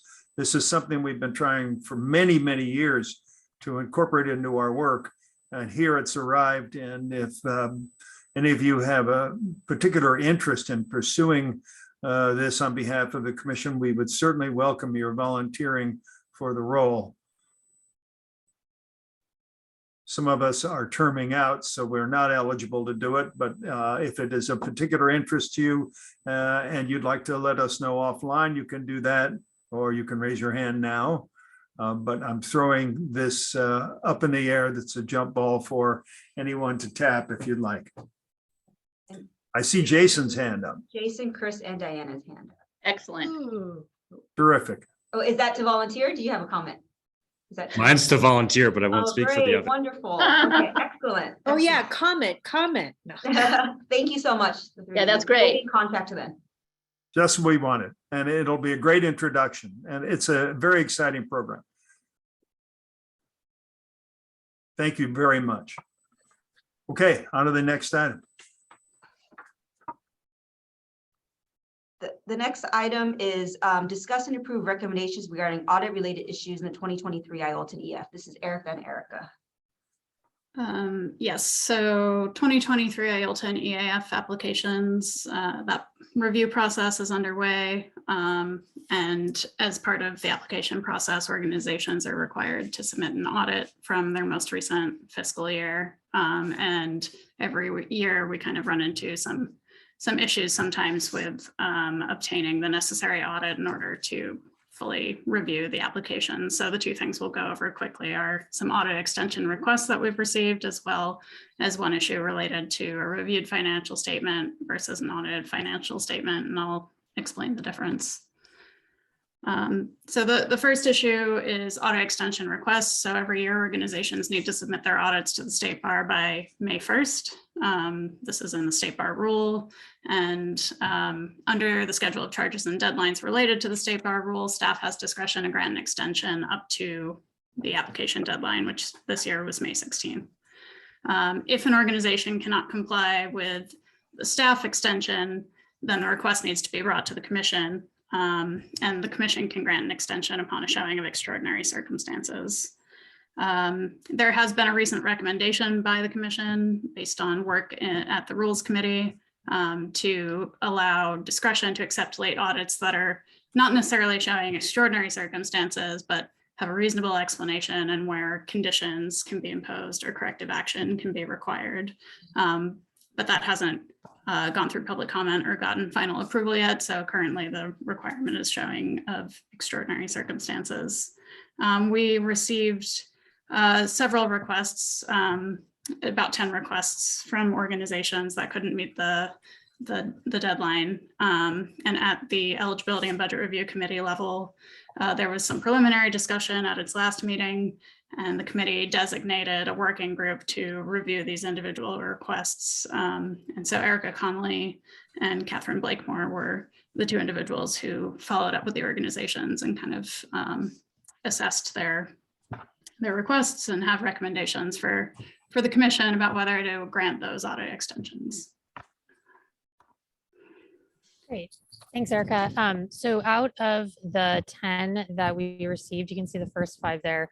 I think there were 3, Erica, correct me if I'm wrong, where we found there were extraordinary circumstances and we recommend approving those just outright. And then there were 6 where we didn't really see extraordinary circumstances. We asked them to provide us with a letter explaining how they were going to ensure or try to ensure timely submission of their audits next year. And we received letters from those 6. And then there was one where they wanted an extra 10 days. They were a new organization and they were unable to, and I believe did not end up responding to our, to staff's outreach on this. And so from our understanding, they've sort of withdrawn their application, or that's, Erica, correct me if I've got that. They haven't sort of affirmatively withdrawn, but they also have not been responsive to our most recent follow-up. That's right. So our recommendation is to deny the request for an extension on that one. And we, conferred with and got Brady's opinion that we could, even though the rule allowing, being explicit about allowing us to have these extra conditions hasn't been out for public comment. There's nothing in our current rule that precludes us from doing that when there is an absence of extraordinary circumstances. And the letters that we received, we thought were very thoughtful and generally provided, some clear plans for how they're going to address this issue next year. So with that, these are our recommendations, is to approve the extensions for all but Santa Barbara County Immigrant Legal Defense Center. And I'm happy to answer any questions. I have 2 questions. Regarding Western Center on Law and Poverty. Yeah. There's no comment in the comment column. What does that mean? Yeah, they have a requested extension date of June 30th, so we haven't necessarily received their draft or their final audit yet. Okay, all right. And then on Santa Barbara County Immigrant Legal Defense Center, did you say they've been unresponsive to your communications? And could you tell me a little bit more what that means? I just want to be yes, clear on that. I think we need to be very careful. So when the organization first applied and we kind of did an overview of what they had submitted, we found that they had produced internal documentation regarding their finances from the prior year. And so I followed up asking about whether they had an audit, or in their case, they're a smaller organization, a reviewed financial statement conducted by a CPA. And they responded and said that they didn't realize that that was necessary, but that they would, seek an extension and see what they could do about obtaining one. And then after meeting with the working group asked me to go back to them and ask, sort of what timeline they required, because they were, unlike the other organizations, they didn't give a specific date by which they could comply, even if granted an extension. And so I had indicated that the working group might be inclined to provide them the 10 days that they requested, and that they should get back to me by a certain date if they felt that they could do that. And then there was no further follow-up from them. What's sorry to be so detailed, but what's the gap in time between when you made that offer to follow up and you have not since heard from them for? It's been a couple of weeks. Okay. Okay. At least, yeah. Okay, thank you. Sure. Any other questions? All right, we'll need a vote on this. Actually, Rich, if I could go over the second issue really quickly, and then I guess you all can decide if you want to make it in one motion or not. There is a second issue with one organization that submitted a reviewed financial statement in lieu of an audit. So audits are required, and under the schedule of charges and deadlines, if an organization has gross corporate expenditures above 500,000 in the prior fiscal year, they need to submit the audit. Only organizations that are below that threshold have the option of submitting a reviewed financial statement. We have one organization this year, Coalition of California Welfare Rights Organizations, that submitted a reviewed financial statement and had just kind of like barely gone over that threshold. They had about $503,000 in expenditures. This is the first time that's ever happened for this organization. They routinely submit reviewed financial statements, so they weren't aware that they were going to need to submit an audit. We have been in contact with them about the requirement. They are willing to engage an auditor to try to make up for this, to kind of complete that process, but they are going to need an extension in order to comply with that requirement. So the Eligibility and Budget Review Committee met this morning and is also recommending an extension to this organization, a longer extension, given that they we're not necessarily in the process of getting an audited financial statement. So the recommendation was up through August 10th because we do have something from them in the form of their reviewed financial statement, but we just don't have the audit. So given that they have been cooperative and they, were making attempts to comply, that was the basis for the recommendation. And because staff will have something to go off of in the form of the documentation they already submitted, once they submit the audit, we'll be able to kind of do more confirmation rather than starting from scratch and reviewing their financial statements. So. The one Zach Newman has his hand raised. Rich Kim, is it okay we take Zach's comment? Please do.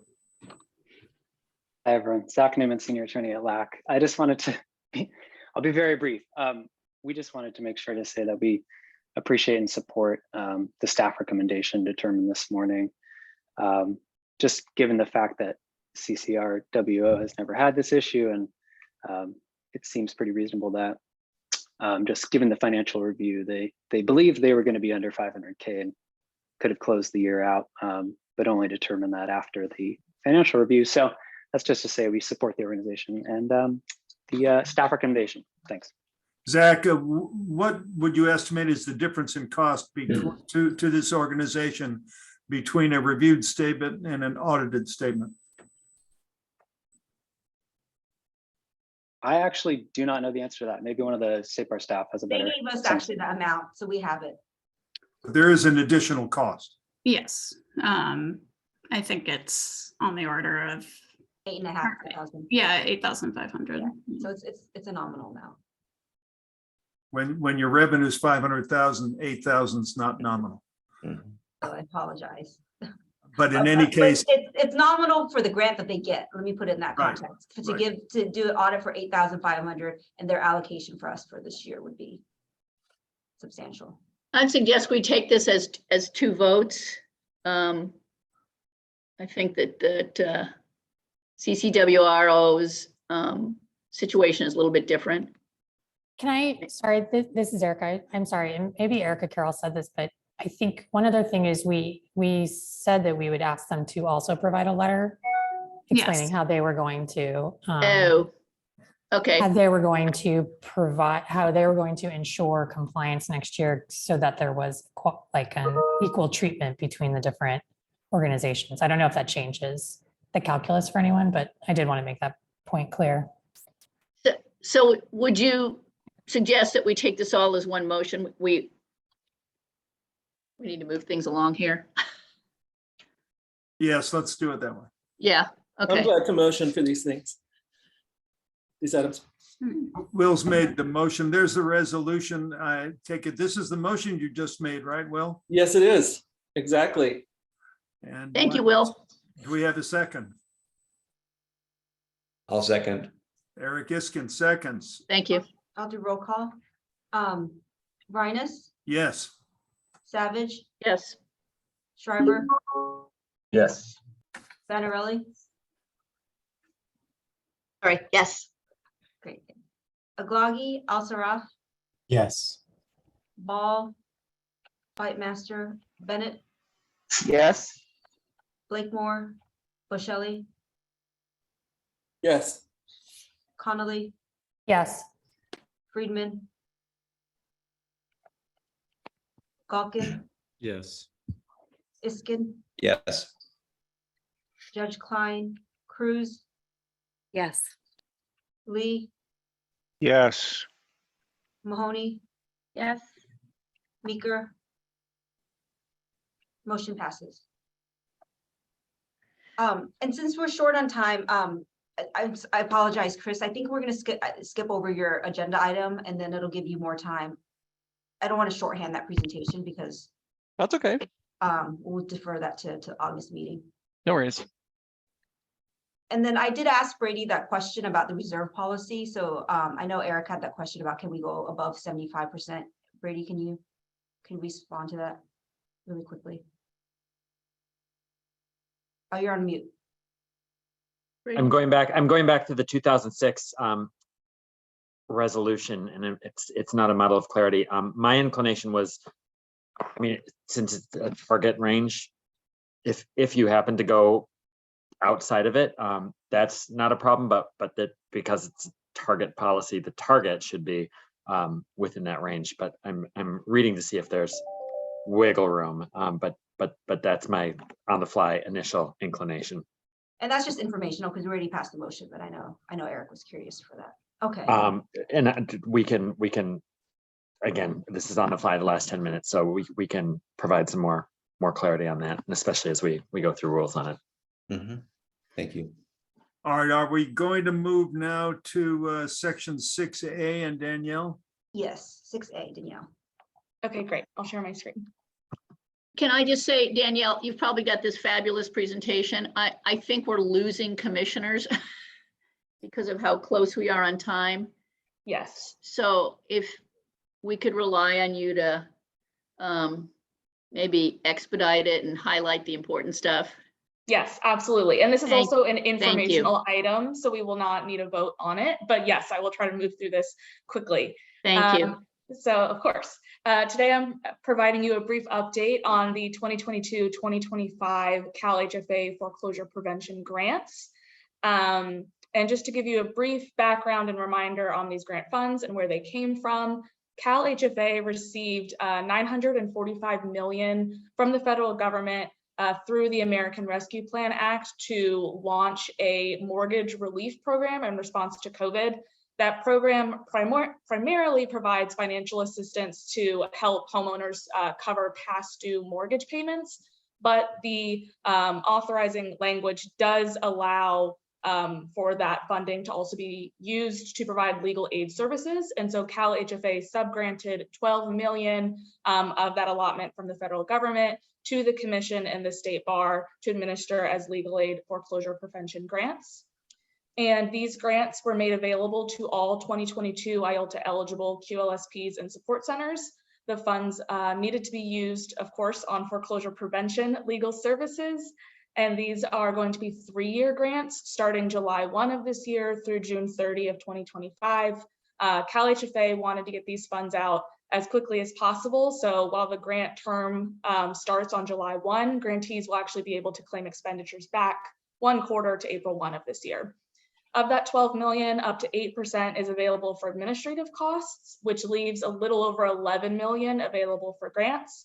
And I wanted to flag or remind you of 2 grant parameters that are unique to this funding, are different than some of our other state bar grants. One of which is the income eligibility threshold. is 150% of area median income rather than our usual indigency standard.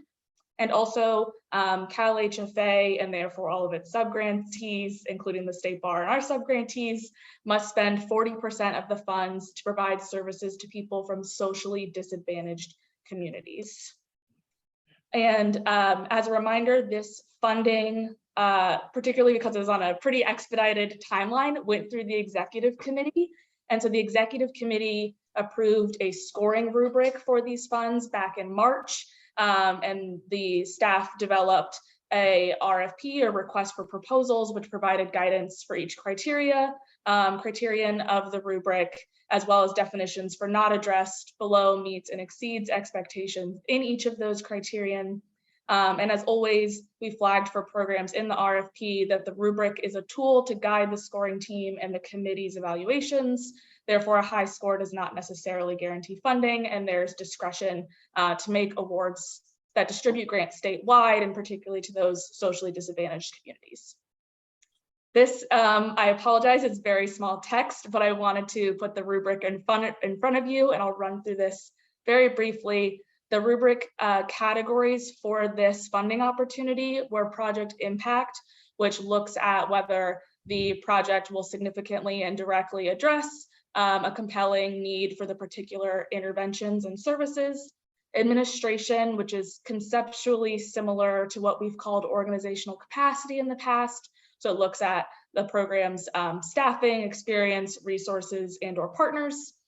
There's a rubric category on their outreach strategy for identifying and targeting eligible homeowners, focused on socially disadvantaged populations to ensure that they have a strategy for spending at least 40% of their funds on those areas, if not more. A rubric category for evaluation, so that they're being thoughtful and have a process to acquire data and refine their strategies over time. And then the scoring team and committee could also award up to 5 points for special consideration for projects that articulated a focus on serving traditionally underserved populations or populations that were disproportionately impacted by COVID, because these funds come through the American Rescue Plan Act, which was COVID relief. And so for this funding opportunity, the commission received 22 applications seeking about $26.3 million. And as I said at the beginning, we had a little over 11 million to distribute. Those proposals came from 20 QLSPs and 2 support centers. And given the short timeline to review, the committee delegated authority to a scoring team to score all of the proposals. That scoring team was comprised of 3 State Bar staff members, myself, Dwan, and Chris McConkey, and 2 committee members, Kim Savage and Christina Ganarelli. The scoring team met over 5 sessions to discuss and score each of the proposals, as well as meet funding recommendations. And then the committee met this Monday to review and approve those funding recommendations, and approved those unchanged. So I will show those to you in a moment. And I just wanted to flag, because it was unique and really positive experience in this situation. We actually had CalHFA staff sit in on most of the scoring team sessions. They were not part of the scoring team. They did not read and score the full proposal, but they were available to provide additional details on the program goals and priorities, which was really great context to have. And in reviewing those 22 proposals, the 5-person scoring team arrived at a consensus score for each and every proposal. The highest score was 88 out of a possible 100 points. The lowest score was 62, and the average was 77. Ultimately, the scoring team recommended and the executive committee approved funding 11 proposals. They include the 9 highest scoring proposals, which are all of those that scored over 80 points on the rubric, as well as 2 proposals that will serve otherwise minimally served counties. And those counties are San Diego, San Bernardino, and Riverside. And then once we had the proposals that we hoped to fund, the scoring team then needed to split the available funding among them. And in doing so, considered among other factors, the proportionality of deliverables to the funding requests, the degree of fiscal conservatism in the budget, and the applicant's ability to implement an impactful project with less than the full budget amount requested. Ultimately, these 11 programs will receive on average 82% of their original budget request. And this table shows, again, those 11 that were recommended and approved for funding. The request column is what their original budget request was. Grant amount is the amount, of course, that they ultimately were approved for. And then the difference column shows the difference between those two numbers. So some were really close or exactly equal to their original budget request, where some had much larger differences. Either the scoring team felt that their budget was frankly a little inflated for the deliverables, or just because the funding was particularly restricted for this opportunity.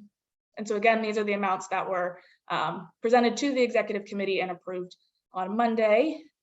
I did want to briefly mention, because this is new, because these grants are federally funded, the State Bar is required to evaluate each grantee's potential for non-compliance with federal statutes, regulations, and grant terms. And so to do that, State Bar staff, and particularly our fiscal team, created a grant management assessment tool, which included a self-assessment component as well as a State Bar staff assessment component. And taken together, it asked about or evaluated each organization's grant management staff and policies, internal control policies, audit history with federal grants, and then particularly the State Bar staff assessment component looked at history of late submissions, large budget modifications and carryovers, any monitoring visit findings, and any State Bar eligibility concerns. So has the program needed to go in front of Eligibility and Budget Review Committee or the full commission in the last 3 years, I believe is what the question asked specifically. And so then all of the programs were rated as either low, medium, or high risk. However, that is not necessarily a measure of whether that is an overall risky program. It's really a tool to assess the level of technical assistance and oversight that grantees will need for the State Bar to support them and kind of their knowledge of and compliance with these federal statutes and regulations that may be new to them if they don't have a substantial history with federal grants. And so you can see on this slide, the programs that were approved for funding do have a mix of high, medium, and low risk, which means the State Bar staff will provide one-on-one technical assistance to all the grantees, but particularly those that were rated medium or high risk, to again help them understand and ensure they're in compliance with those federal requirements. So taken together, the 11 projects all articulate a clear nexus to foreclosure prevention. They all propose very strong, impactful projects. They all scored at least meets, if not exceeds, in that project impact rubric category. They would together serve every county in the state, but particularly focus on 54 of the 58 counties, which is great. And they balance QLSP and support center services. There are 9 QLSPs and 2 support centers that were ultimately approved for funding, and all scored exceeds expectations in at least one rubric category, although most of them in several. And this last slide, I apologize, it's small because California is so big, but you can see here that, as I mentioned earlier, 54 of the 58 counties in California will have a project, at least one project that is specifically providing services in that county. However, the 2 support center projects will also be offering and providing statewide services. So I believe that is the end of the prepared presentation, but I'm happy to take questions because I know I zipped through that pretty quickly. But please make them brief. Yes. And I just want to say thank you to Danielle for getting this new grant program up and running so quickly, and for Kim and Christina to be on the scoring team. You know, we met 4 or 5 times for about 2 or 3 hours each, so they dedicated a lot of time while I think Christina was in trial and Kim was very busy, so we really appreciate it. Yes. Thank you, Danielle. Thank you. I did want to ask you a question about the GMA tool, and that is, will you do an evaluation of how accurate the GMA tool was sometime in the future?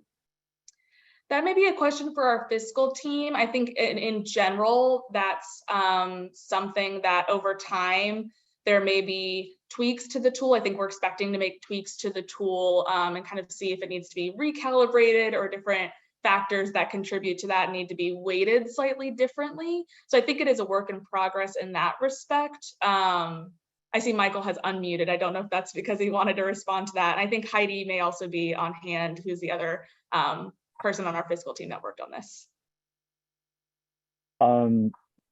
Just a quick sort of update on a response to the question. As a part of our single audit, we will have to work with auditors. They will have to review, the overall results of the GMA tool for this and HP, the other federally funded grant. So we do anticipate some level of feedback about it. Yeah, Heidi, did you have anything? Heidi joined. If you Heidi's would want to join, that'd be great. Yeah, I mean, I think that what Danielle and Michael said, I just would sort of echo. This is our first, time out the gate. It is a work in progress for sure. I don't totally know how we'll evaluate how accurate we are unless, there's fraud or no fraud. You know what I mean? That's the standard for which you evaluate the accuracy of risk assessment. I don't have a solid answer for how you approach that yet, but I think we will continue to adapt and change. I got some interesting ideas from an LSC compliance thing I attended this week. So we may evolve over time, or we will evolve over time, I think, as we continue to have federal funding. Thank you very much. Any other questions on this CalHFA program? Thanks, staff, for putting together an expedited and very thorough review of all the applications and the work you've done. We know it was a compressed period of time, and the results seem to be quite terrific. Really a great job. And Danielle's also going to be working on the consumer debt. She's going to be standing up another program for us in a few months. So great. You'll be hearing from me again soon. All right, we have to move on to Kim and Chris on an update on the application process. I see Christian has his microphone on mute. I'll just say that he and I have been, the commission has been blessed with many applicants, great applicants from wide range of experiences and professions. And we have interviewed candidates, and I think we're making a decision in late summer or early August. So Kim, can I just elaborate on the process? Please, I'm done. Because I'm not sure if the commission is fully aware if we provide an update at the last commission meeting. So there was a nominations committee that was formed earlier this year to review kind of the applications, since the commission now has appointments. However, that committee has disbanded, and in lieu of that, we decided to go towards a nominations liaison kind of model. We're modeling after the Board of Trustees, and the liaisons are Kim and Chris. So there were 21 applications that were received for 3 spots that the commission has. So we had a high volume. We've never had in the double digits amount of applications. Everybody was very, very qualified. We've done 6 interviews, and Chris and Kim will be taking their recommendations to the full commission at the August meeting. Yeah, I mean, like, given the time, I'll be super brief.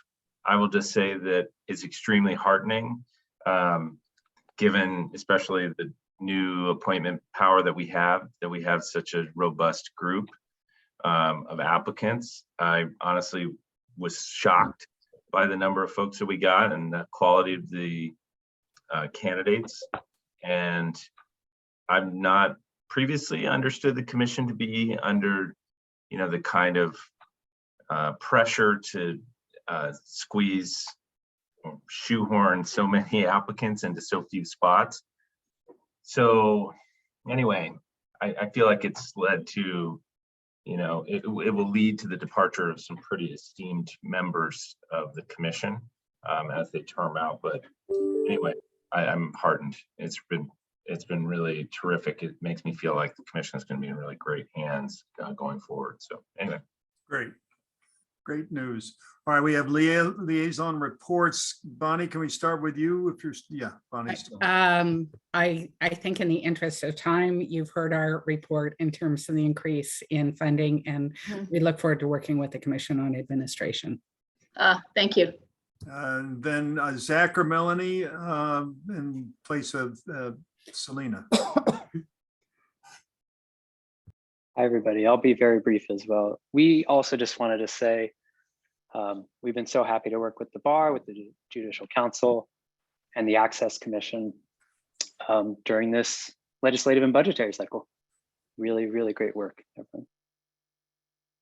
Thank you, Zach. Thanks for your participation.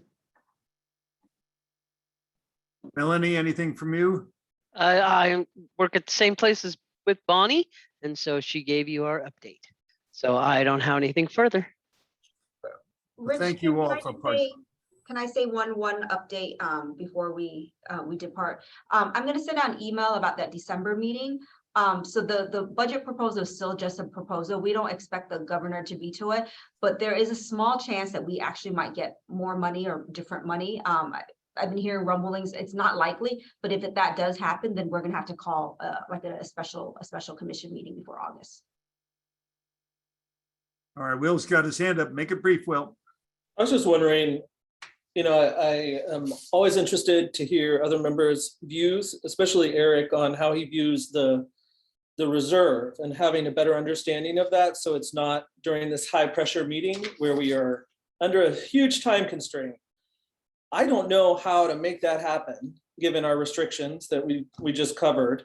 If it's a separate meeting to discuss this topic or taking it to committee, but I just want to emphasize that I am interested in hearing those viewpoints. In, maybe I'm misguided and out in la la land, but I want to have a better understanding, and I would like to have those conversations not in such a pressure cooker.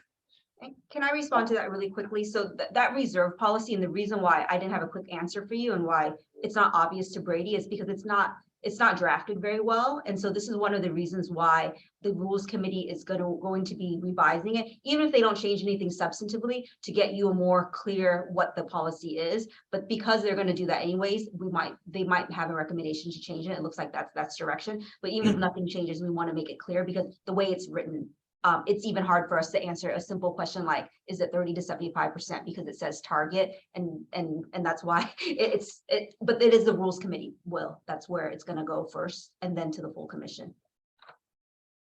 I thought Will might have been asking something different about the ability to have a communication with another member to understand their viewpoint more, and if that's okay. I'm sorry. So as I understand it, a one-on-one with Eric, for example, conversation is perfectly fine. Correct. Yeah, I mean, it's just in best practices, we always say, I guess the best practice is to be intentional about it, really, to ensure that, we have some small committees. So, a few people could lead to a violation, but in this instance, certainly it would be okay to, Well, Eric, I want to hear from you if you have time. All right, well. Okay, everybody, thank you for hanging in. Again, a marathon commission meeting. Everybody's we are very appreciative of everybody hanging on. Have a wonderful weekend. Somebody needs to make a motion in memory of Bob. Motion to close the meeting. Okay. All right. Well done. Happy Friday, everybody. Okay. Have a great weekend. Thank you, everyone. Thanks, everyone.